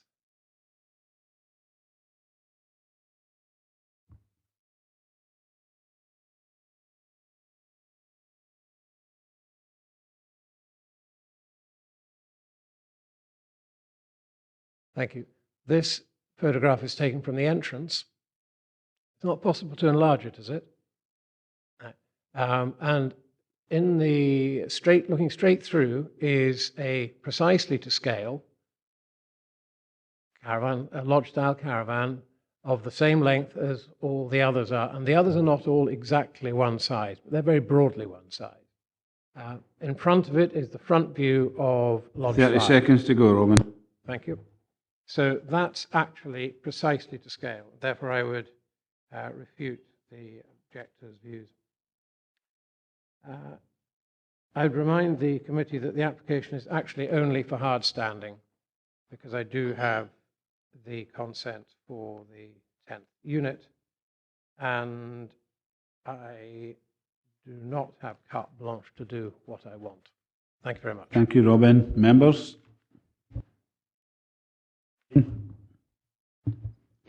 I think part and parcel of the issue, could I just ask a couple of questions?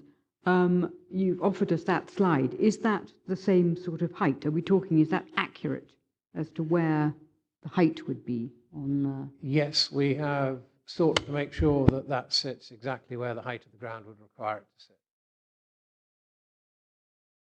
Chairman, thank you for that. And may I also go on to ask, I think I remember when the Stewardship Area Committee agreed this years ago, and we were concerned to provide, I think, a coherent plan. There was to be an effort to make a plan. So you're saying that you don't have carte blanche to do what you like. I would then ask you about colour and design. I'm very well aware that we're talking about Jane, hard stance. I know, but we're only talking about hard standing. This application just for hard standing. But I presume I'm permitted simply to say that it would be very interesting to know, and the applicant can answer or not answer as the case may be. Yeah. Dead. It would be entirely... Oh, sorry. I'm so sorry. No, it would be entirely inappropriate, and I wouldn't finish a 10th product in any different colour to the other 9. Dead. Thank you, Chair. Both the objectors and the applicant have touched on, access for the water tank. I'm a little bit unclear about what that is. I wonder if I could have that slide shown again. This is where I've maybe screwed up and put the slides in the wrong order. But I mean, if Judith goes back, then you'll probably find that there were the slides. So that was maybe it there. Go back.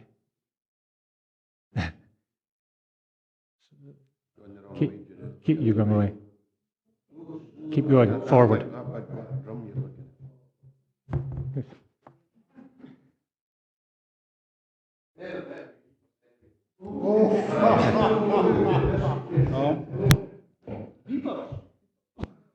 So that, I think, is the tank that they were talking about, and there were pictures of trees and accesses and things like that. And then another one there. So, yeah, the tank is that one, I suspect. No. That was an example of a water tank, but that's a new one. It is the same size. The site of the water tank, I think, was highlighted there. Ted? Okay, I mean, the question really relates to the fact of access to it. You know, on one hand, the objector is saying that there would not be access to it. And what is the applicant saying about that? When I laid out the entire development, I put the tank there because it was well out of the way. It is incumbent on me to make sure there is an access for all maintenance required. And that's, I also have the right, as the developer, I have an overriding right of way leave, but the managing agent also has a right to maintain. So I need to honour particularly the managing agent's right to maintain. I would say that a 13-tonner would not be necessary, would not be the smallest vehicle necessary to put in a new tank. It was suggested to me by one of the other representatives yesterday that I have a sufficiently wide access in order to be able to get to that tank, and I would think 2 meters would be more than enough for that, just as a rather wider level area with a footpath as part of it, so that in emergency a smaller tractor machine could get in, and that can be very happy with that being a condition. Thank you. Any other member? No. Right, thanks, Robin. Members, we're now in session. Gail? Yeah, I suppose in a lot of ways 2 or 3 points of clarification. Firstly, on page 80, we don't have the reason for the previous refusal in these papers, but we did have for item 6. That's maybe just a procedural thing, but as I say, in item 6 we had the reasons for the previous refusal we don't have in item 7. I'd also like some clarification on why we don't require, Mr. Aston's indicated that he already has planning permission for a 10th unit and probably actually an 11th and 12th from the previous history. I'd like clarification on why we're required to see detail last November of what was going on that plot, but we don't require to see detail of what could potentially go on that plot this time. What's changed between the two? And it seems to me that from what the objectors have said, that they have no objection in principle to the right form of development in there, but it's the lack of clarity of that. And I think, as I say, we had detail last November of exactly what was going to go on there. This time we haven't, and it's that lack of clarity that seems to be causing the problem. And it is that principally because that dates back to a planning application way back in 2003. David? Yeah, thanks, Chair. Yes, you're right. The 2003 permission effectively established the principle of that use of the site for caravans, holiday chalets, provided they meet the development term of a caravan.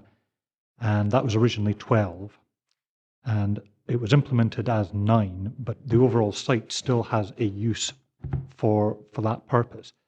Now, what we're actually faced with today is an application really just for the engineering operations, which do require planning permission. But in terms of the siting of a caravan, it isn't required because of the overall use of the site, which was established previously. I think it's fair to say that there was a meeting I was at not that long ago with the Scottish Government where they were saying to other heads of planning, what's the piece of legislation you would like us to look at next? And with one voice, all the planners there said the 1960 Caravan Act. It is a really problematic piece of legislation to deal with, because if you have a caravan site, provided you meet the definition of a caravan, which is basically something which can be transported into the site in 2 pieces and assembled, and last time the application was submitted and was shown all those details, but technically it probably didn't even really need to because it met the definition of a caravan.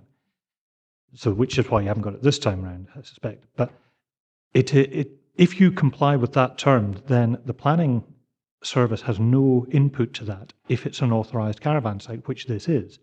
So yes, there is uncertainty, but I'm afraid that is just inherent with the way the legislation is written.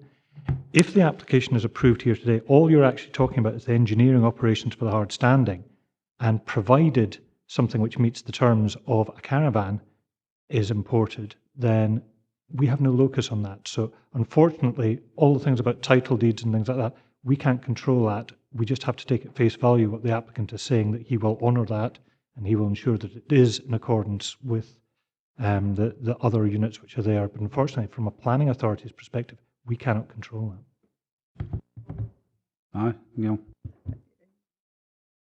One of the representatives indicated that they had sort of formal conditions within their ownership of their properties as to colour and style and maintenance and ongoing maintenance. Was that written into the original 2003 application? Because obviously we don't have the detail of that. So, or is that something that they've come to an arrangement with when they've bought the properties, as you say, through a private title deeds arrangement? Yes, I understand that's private title deeds. So all the things about means of access and how they must maintain it and so on, that will be written to title deeds, and it wouldn't have been part of the original planning permission. Archie?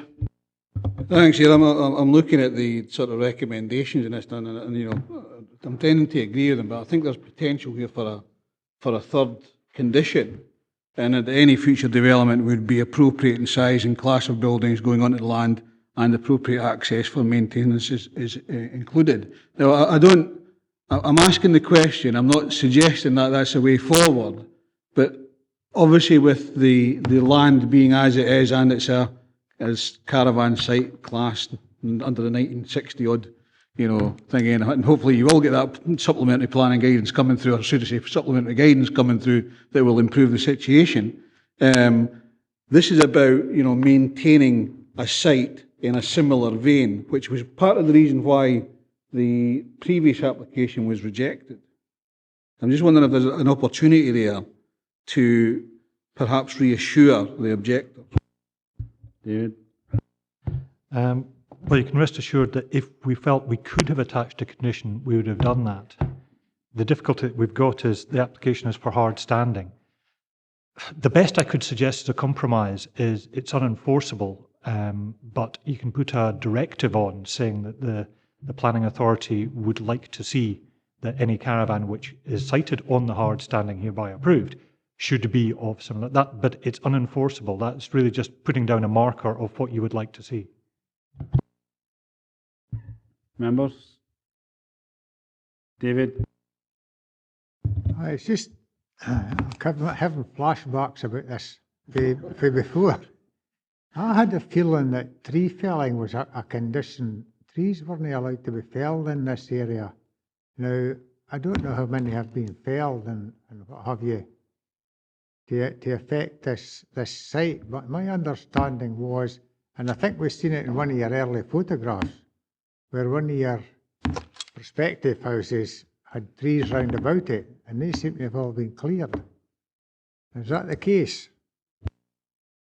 I know there were reports of tree felling which had taken place. To the best of my knowledge, and Judith can correct me on this, it's certainly not a site that's in a conservation area covered by a tree preservation order.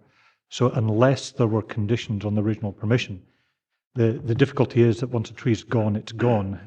You could only ensure that there's replanting, but I don't know, Judith, maybe as the original permission can say what conditions there were. Yes, the previous planning application in 2003, condition number 7 said that no trees other than those shown to be removed on the approved plan shall be felled without further written approval of the council as planning authority. Now, members, otherwise, we go with the recommendations with the directive that David suggested. I'd be happy with that. Okay, agreed. I read that out, Jill. Thank you, Chair. Just to confirm that the application has been approved subject to the conditions as detailed in the report. There will be a directive that the planning authority would like to see any caravan situated on the Hardstanding should be a similar type, size and use as to what is there in the surrounding area. Thank you.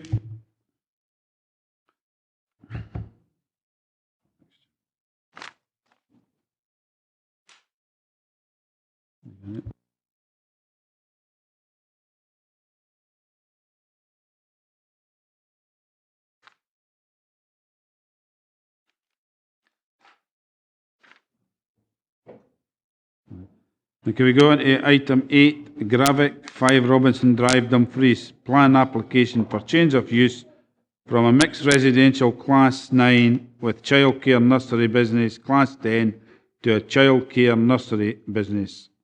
15/P/3/0212. And Claire Eckstein is leading on this one. Whenever you're ready, Claire. Andy. Sorry for this sort of late intervention. I've just found out that my grandson actually uses this facility just now, so I think I'll better absent myself from the debate. No, I have to go and pick him up at the same time. Right, thanks Andy. Now you're ready, Claire. Thank you, Chair. The application relates to 5 Robison Drive, which lies in the Rochelle, a residential area of Dumfries. This is an aerial view of the site, with the properties in the centre to the left of the public road, and you can see the sort of end-on parking to the front of the site. This shows the submitted plans for the existing and proposed parking. The annotations for the proposed parking provision notes 4 to 5 spaces for parking. So this is looking for the photographs, looking at the existing property, which is the one with the brown coloured render in the centre of the photograph. And this is looking a close-up of the street end on parking, with the parking at the front of the house of the house nursery business. And this is looking towards the site, and then again towards the site with close-up of the existing access, and then panning right from the previous photograph. And this is looking towards Averell Crescent, Rochelle Park. As you can see, the parking is mainly off-street or the end-on parking bays. There's not much on-street parking. The actual red car is actually my car at the time of the site visit. And then this is just shows the rear garden of the property. And again, as you'll note, there are actually 2 conservatory extensions on the rear of the property. And then panning right again, so this shows the fence with number 3 Robison Drive. And then this shows the rear of the property looking to the rear of 3 and 4 Lochern Place. And then panning, this shows the rear garden of the property and 7 Robison Drive. So the report sets out the main planning issues and policies in considering this application, which allow for the building to be used purely as a childcare nursery facility, and also to increase the capacity from 17 to 20 children on the premises at any one time. Having taken into account the representations and consultation responses from the roads and environmental standards, it's considered that the conditions, firstly, to keep the operating hours as existing, which are from 8 o'clock to 6:30, Monday to Friday, to keep the restriction to the numbers on the site to 20 at any one time, and to limit the change to a children's nursery childcare facility and to no other use under a Class 10 use, that the change of use is acceptable in accordance with the development plan policies, and its recommendation is there to approve, subject to the conditions noted. Thank you, Claire. Members, points of clarification? None? Could I ask Jill Irvin and the objectors to speak? You've got 3 minutes, Jill, and I'll let you know 30 seconds to go. Good afternoon, Chairman, Councillors. I wish to object to an application made for change of use. The proposed use of the property is out of character with the area in which the premises are situated. Robison Drive and the surrounding area are wholly residential. There are no business premises in the immediate vicinity. I've always supported the applicant in the past, and in fact gave her a reference when she first started out in business. I didn't object to the applicant's previous applications for change of use of part of the property. On hindsight, this was perhaps wrong, as it has now led to the present application, where it is proposed that the whole premises are commercial and no part of it is to be residential. If the application is granted, then this would be out of keeping with the other properties in the neighbourhood. It could set a precedent. There are at least 2 other households in the immediate vicinity who offer childcare. I note that the planners are recommending acceptance, but imposing a condition that use is to be restricted to 8 AM in the morning until 6:30 in the evenings. The planning officer is also recommending that there is a limit on the number of children to 20. This is only an additional 3 to the current number of 17. The whole premises, if the application is granted, will be used as commercial and not residential, and it is possible in the future that there will be further applications for increased numbers. I do not accept that the noise levels of children playing outside do not constitute a nuisance. It's my understanding that the Care Commission recommend that children play outside as often as possible, and the garden ground is to be considered an extension to nursery facilities. If the application was granted, then there could be 20 children playing outside all day, every day. This would cause a nuisance for the immediate neighbours. A number of the neighbouring properties are occupied by retired people who have lived in the area for a considerable number of years. They've worked all their lives and are entitled to enjoy their property in retirement without the noise that 20 children playing outside would generate. The childcare facility will operate 5 days a week and potentially 52 weeks a year. If you live next door to a school, then the school would be closed for up to 6 weeks during the summer holidays and at other periods during the year.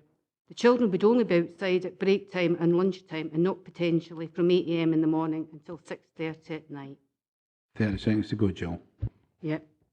I'm also concerned about the increase in the volume of traffic. Parking is an issue despite what the report has said.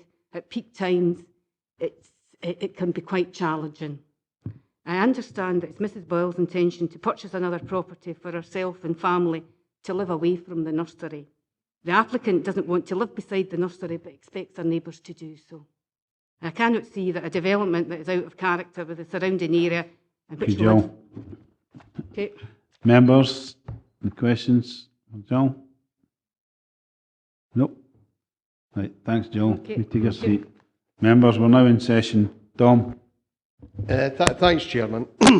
Obviously, I know the area well. I live nearby, have done for over 30 years. What I'd like to point out is the majority of the housing around about here is post-war. You can see it's fairly high density. Most was built after the Second World War and in the 1950s. In the locality of Trequeer, Rochall, Broomlands, Janefield, there's a population of around about 2,500, and this is actually one of 4 nurseries, never mind daycare, within the area.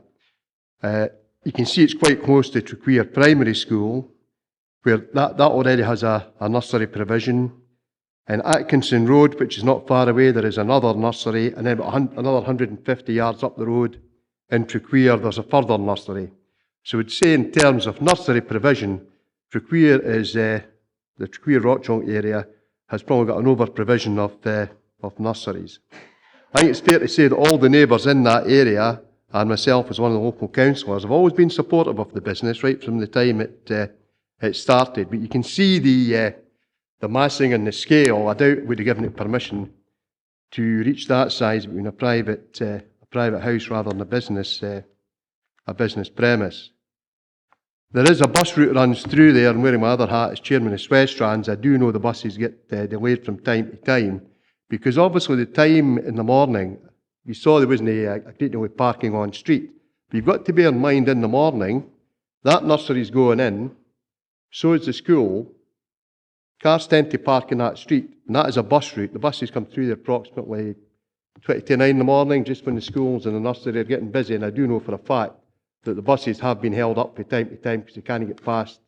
Because I received complaints as chairman of Swestrands about people not getting their bus in Janefield or Cargan Bridge in time because they're held up because of excess traffic parked in these locations. What I would like to say is nobody's objecting to the business as it stands. And I can see what the planners are trying to do by putting these restrictions on. It's certainly better than an open permission. But there is a long-term fear there of the people that obviously under this particular section, it can be used as a nursery or a church hall or something like that. There's nothing to stop anybody in the future coming along and asking for a change of use, and it could become a retail outlet, it could become a public house, whatever. I do believe there is another way to restrict it. And that what I would say is that the removal of all residential elements from the property would now result in wholly commercial use within an otherwise wholly residential area. And this would introduce a totally different pattern of activity to the area. And as such, it would be contrary to the Local Development Plan Policy, OP1A, which requires that development should be compatible with the character and the amenity of the area.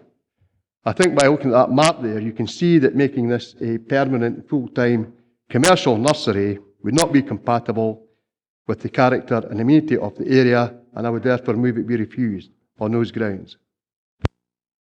David?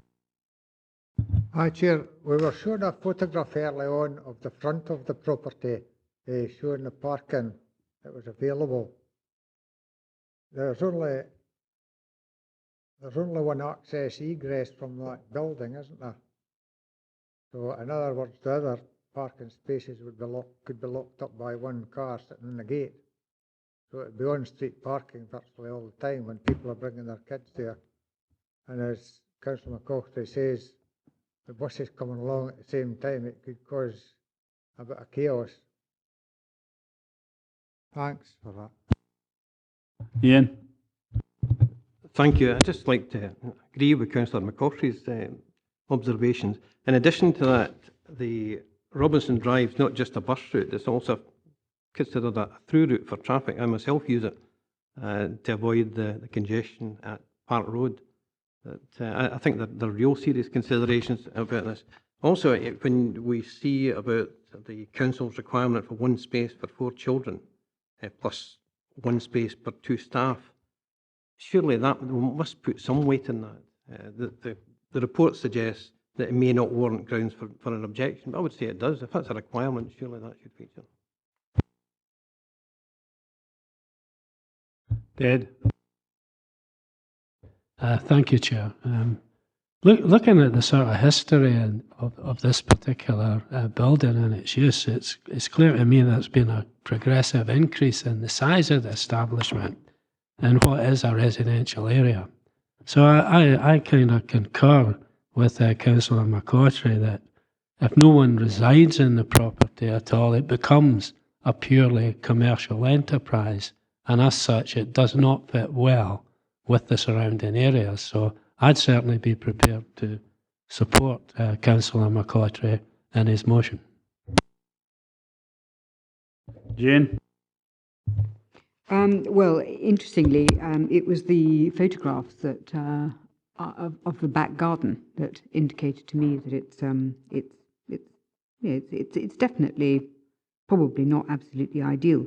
Nevertheless, Councillor McCaughey has produced a reason, OP1A, which is general amenity, but I would have to ask officers whether in fact that does cover the issue.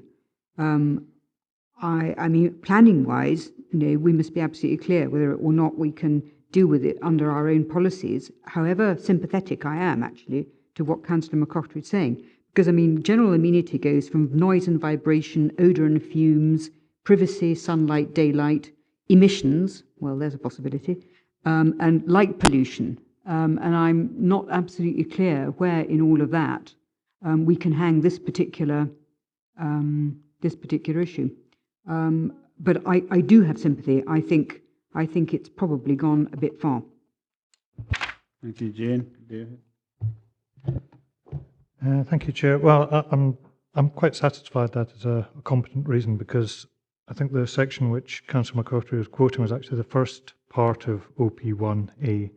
Development proposals should be compatible with the character and amenity of the area and should not conflict with nearby land uses. So I'm assuming that the point he's making is it's now got to the stage where it's reached a tipping point. Whilst it was still a house but had just an element of a nursery in it, then it was still residential, basically, within a residential area. That use would be extinguished, and therefore, whether or not you consider it's got sufficient justification by just that one unit within that whole area as affecting the character amenity. That's obviously a matter for the members to consider, but in terms of wording, I think that's a competent reason. Thank you. Alistair? Thanks, Chair. I note the recommendation bullet point, point 1, says that although this is if this was accepted, it's class 10, and it says that recommends that it should be for a childcare facility only. Nevertheless, what's said in paragraph 4.10 gives me some cause for concern in that if it's a class 10, there's it's suggested it could feasibly be changed to some other use within the class 10 definition. What I'd like to know is how firm is our recommendation? I mean, what strength do we have in ensuring that the recommendation will be for subsequent future? Obviously, we can't determine any future possible application that might come forward, but the reason behind condition 1 and the way it's worded, it's really to prevent there being any other use within class 10. So I'm quite satisfied the wording of the condition is competent, would prevent it being used as anything else. When that printed out beforehand, I mean, class 10 includes many things which are probably too large to actually be looked at for that property, but it includes things like a museum, public library, public reading room, public hall or exhibition hall. I think they're unlikely, but you could use it as a church, for example, or a church hall, any other recreational activities of a religious body. They could be used if we didn't have that condition 1, but that would restrict it and prevent it from being used as such. Jim? Thanks, Chair. I'm happy with the explanation David's given, and I'm happy maybe to support the proposal, with the exception of the road safety element of it, because we just threw in item 6 an argument in road safety, and we're going to apply it on what is just a standard road with adequate parking, in my view. I think we're digging a hole for ourselves, and the explanation on the proposal that Tom presented is adequate without the road safety element attached to it, I would suggest. Tom? I mean, I think what I moved covers the thing. In terms of the road, that's a 20 mile per hour limit anyway, done statutorily with regard to the Queer school. So there's no need to do anything with the road. Merely pointing out the traffic problems I have at the moment. And all that would happen is, if you increase the usage of the premises, that would exacerbate a problem that already exists. Already are controls on that road at 20 miles per hour during the school day. Tom? Gail? Thank you, Chair. I'm just going to play devil's advocate for a minute. OP1, working on the basis that we'd be going from 17 children at the moment, presumably OP1 is already an issue. Because to add just another 3 children is not going to significantly increase noise or anything like that. So, you know, the fact that we're at 17 within the premises at present, under current operating hours, I don't see how that particular OP1 would apply with only 3 more children. And added to which, because it would be purely operating as a business, you wouldn't get any evening noise from residents within the household or anything like that. So I personally don't see how that would apply. The one question I do have is that if the owner of the property were to choose tomorrow to say, right, okay, I'm going to continue running it as is with the 17 kids, but I'm going to take my family and move to a house, you know, just outside New Abbey or whatever, can they do that? Or do they have to have a residential element within it all the time? David?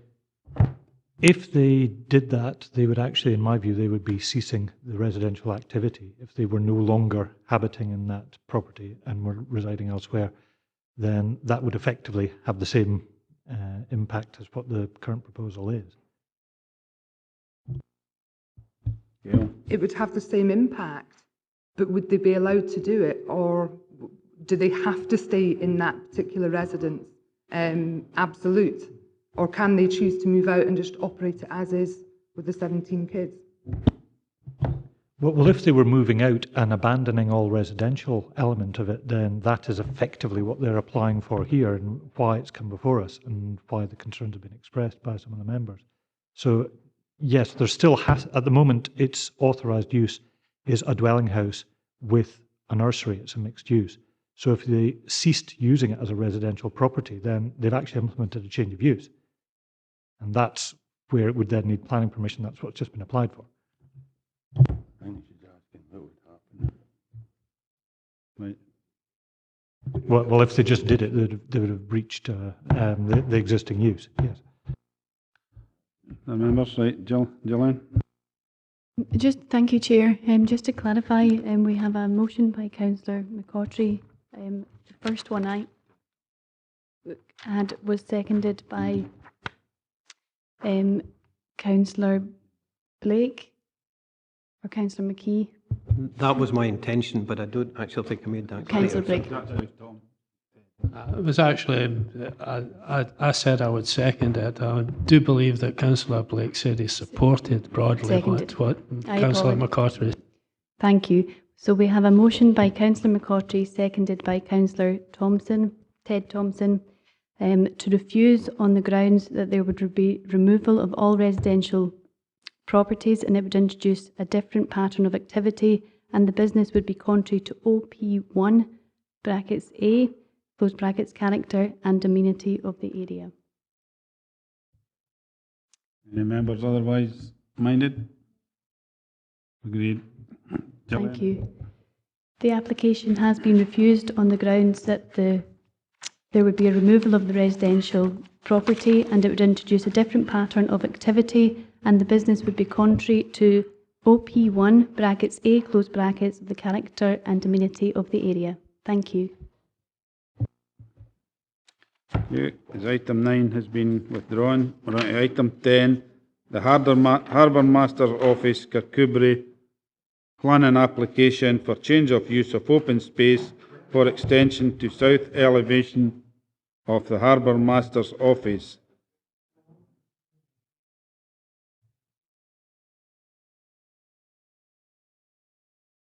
(15/P/2/0/232). And speaking on this one is David Sutty, Service Manager, Planning. Thank you, Chair. There's a property here down on the harbour in Kirkcudbright. It's just the area outlined in red. There's a little bit more background to this, which I only actually discovered last week at the EEI committee than is in the report. The report's just looked at the planning merits of the proposal, but for further background and now know what's behind this. Apparently there's been quite a long-standing attempt to go and provide a power supply to boats in the harbour, and that's required a substation. The difficulty has then been finding a location which is visually acceptable in this very sensitive location here, which could do that. And I think there's been issues with common good land and things like that as well. So as a solution to that, what they've come up with is actually taking the existing Harbour Master store, which is just the building to the right of the centre there, and adding an extension on that gable here, which would then encompass the actual substation to prevent it having to be a freestanding element. But in order to do that, it involves a change of use of the land, and that's why, as a council application, it requires planning permission. So you can see there is an area here which will be involved, which would have to be lost from the public open space. And that's looking at it from the other side, so you've got the area of land here which would be removed as an extension would come out to actually have the substation in. That's looking at it from the road side, so you can see, I'm sure most members will know where this is, just by the harbour. And that's another photo just showing the wider area of open space. Looking at it gable on. Now, the difficulty with this is in terms of policy, that's the area of land here. Now, it is identified in the open space audit, therefore there's normally a presumption against any loss of open space, which is why we've had to look carefully at this one. But the existing gable, which we just saw there with a window in it, is here. This is where it will be built on the end with the substation wholly enclosed, existing elevations, and where it's proposed is, come out slightly faint, but it would drop down from the existing ridge height, have a slate roof on it. It's got wooden doors on it, a bit like a garage. So just showing that in parallel, you can see that that's the extension that would be added. It would just sit slightly lower in the ridge height and sit in here. And then that's the view from the other side. So you can see the existing window would still be retained. It would come down about that level there.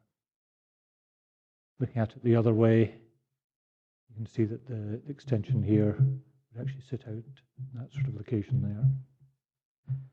So overall, whilst we normally don't advocate any loss of established public open space, there is an overall benefit to the amenity of the area by allowing this as opposed to having it as a freestanding substation. And on that basis, we are recommending approval subject to the appropriate conditions. Members, David?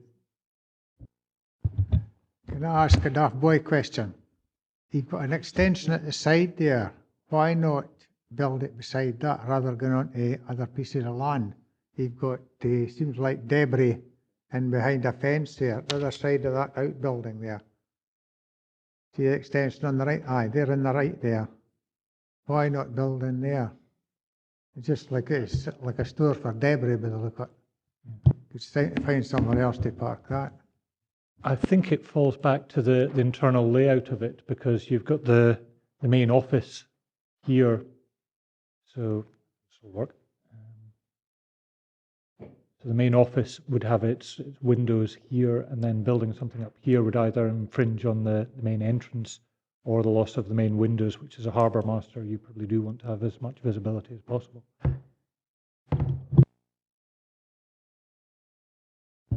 Jane? Can I help Councillor McKee on this one?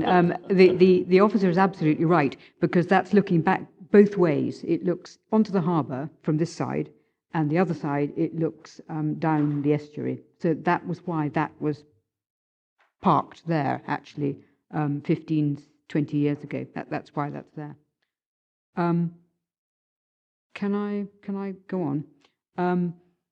I think this is an inspired solution to a really quite difficult problem, because you're actually just adding on to the left there a smallish extension. I know it goes over onto the grass. Could we possibly go back onto the plans? Members will have noticed in the photographs that it faces the public loos. Right there, then I'll stop there, please. That proposed elevation top left is what you will see from the grass. And what members can't see, although I think they can from the plan, is that grassy area holds the Mari L statue. And so it's quite important. People feel that that's an important, and I think we wouldn't want to do something which was kind of wrong or made it a less attractive area. I would say that this is a wholly acceptable application if it could be conditioned that is a very lumpy gable end, facing this statue, and in addition to which, behind it are steps which will be completely invisible to the rest of the world. It will be a place where youngsters will congregate invisibly behind those steps down and opposite the loos. And I think through design, we are slightly making a mistake. If that gable end was made less lumpy, which it can be, there's no need for that triangular bit coming straight down from the end down to the balustrade. If it could be opened out and made into ironwork, very simple iron railings, it would be infinitely more attractive. It would add to the openness which we are losing, the grass openness, and it would mean that you couldn't have somewhere hidden and places where people can congregate. I think it would be a huge addition, and I don't see any reason why we couldn't condition that and get the planners to go away and sort something out with the council, with the So do members sort of understand what I'm getting at? I just would hate to design something which made that area, which is important to people, less attractive. I think if you opened it out, people would actually continue probably to sit on the steps and maybe, because they picnic there. That's where they picnic. So it would be sheltered from the wind and quite attractive to sit there. So I just sort of suggest that. But I think as a compromise to the whole problem, I think it's inspired. Any other member? Archie? Thanks. Just with my health and safety hat, and I think the reason it's actually on the side rather than at the front is because of required distances with substations at the end of the day in case of implosion and explosions as well. So therefore that is an inspired understanding. But listening to what Jane says, it might be an idea because of safety reasons as well to have that, you know, railed area for that particular thing. So.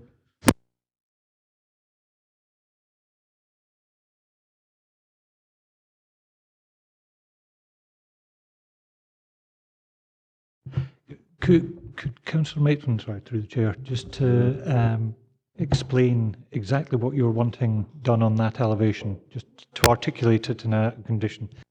If that elevation, top left, now, facing us is a gable, but with the roof is extending down to a parapet,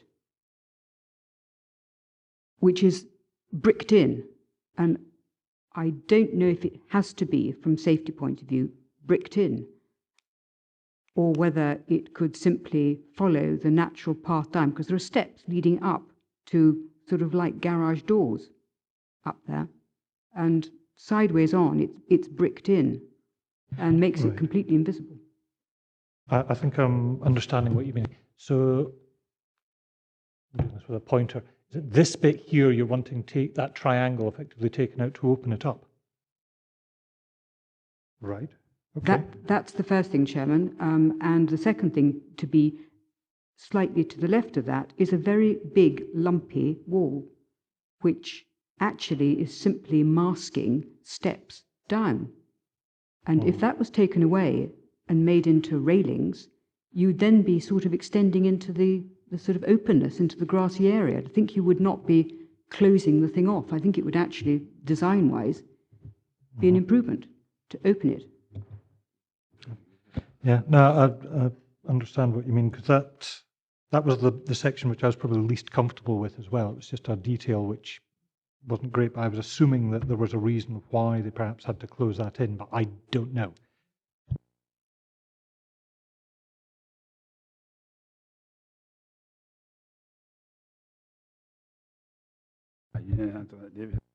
I mean, it would be quite competent to construct a condition basically saying that notwithstanding the conditions, the south elevation shall be, you know, I could find a form of words to actually say what you're wanting. So if members are happy to do that, I can easily come up with a condition for that. The alternative is to approve as is. Gail?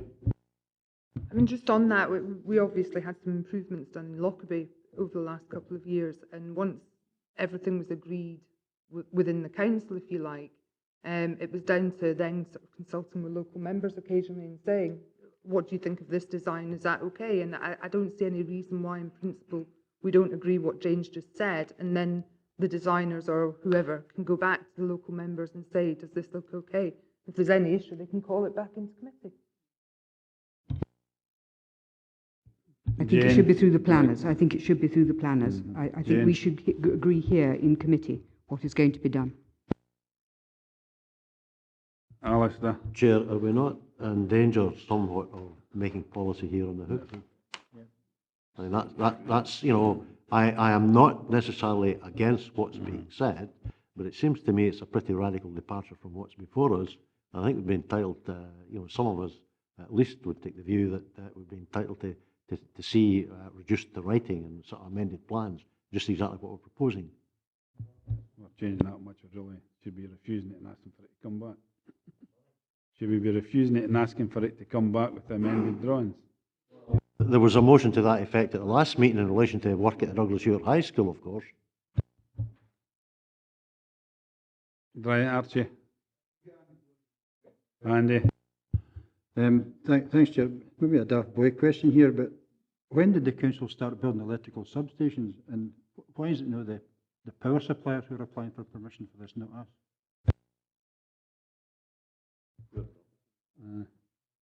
20 hours, is that now? Am I right? Is it just a house that we're building? I'm not an expert in this, but to the best of my knowledge, when the council own the building, the council are trying to facilitate the development in the harbour.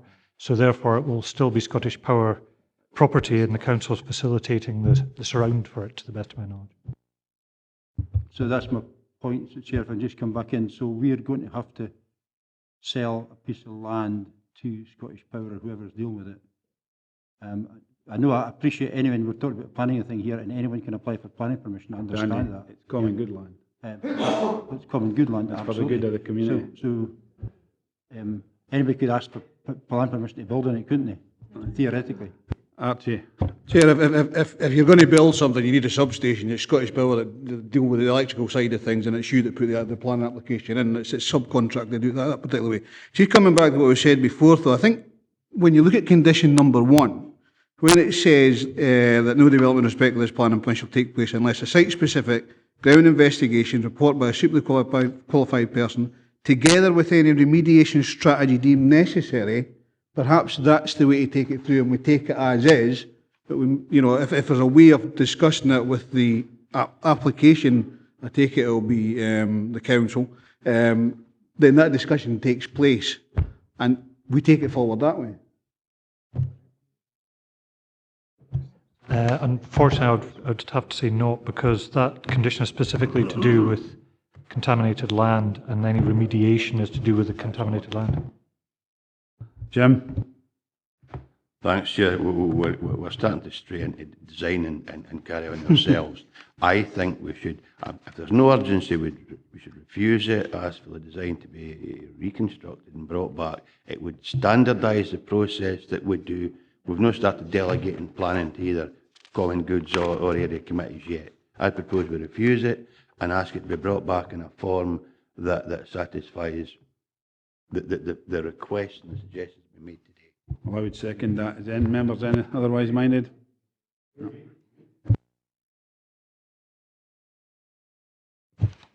Thank you. Just to confirm that this application has been refused to allow additional information in relation to the plans at the southeast elevation to be brought forward. Okay, move on to item 10. Item 11, Upper Breccoes, Auldgirth, Dumfries, plan application for alterations and change of use of barn to dwelling house and installation of a septic tank and soakaway, 15-B/3/0017. And Lindsay Cameron is speaking on this one. Whenever you're ready, Lindsay. Thank you, Chair. This first slide is location plan. It shows the application site to the top of the slide. It's approximately 2.5 kilometres north of Dunsker. This first photograph shows the building which is subject to the application. It's the building to the left-hand side of the photograph, and the building to the right is a previous conversion.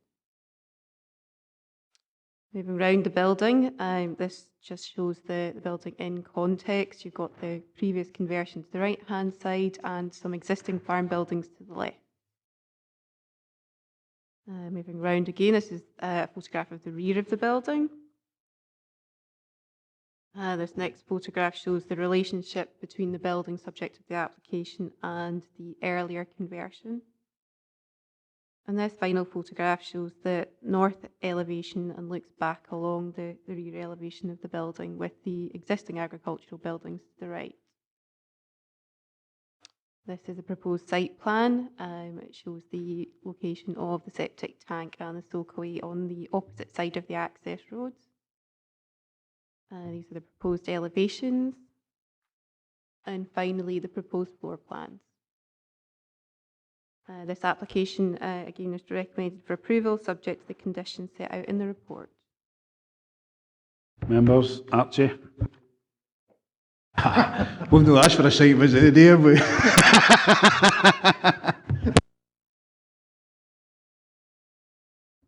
Members, any members? Agreed?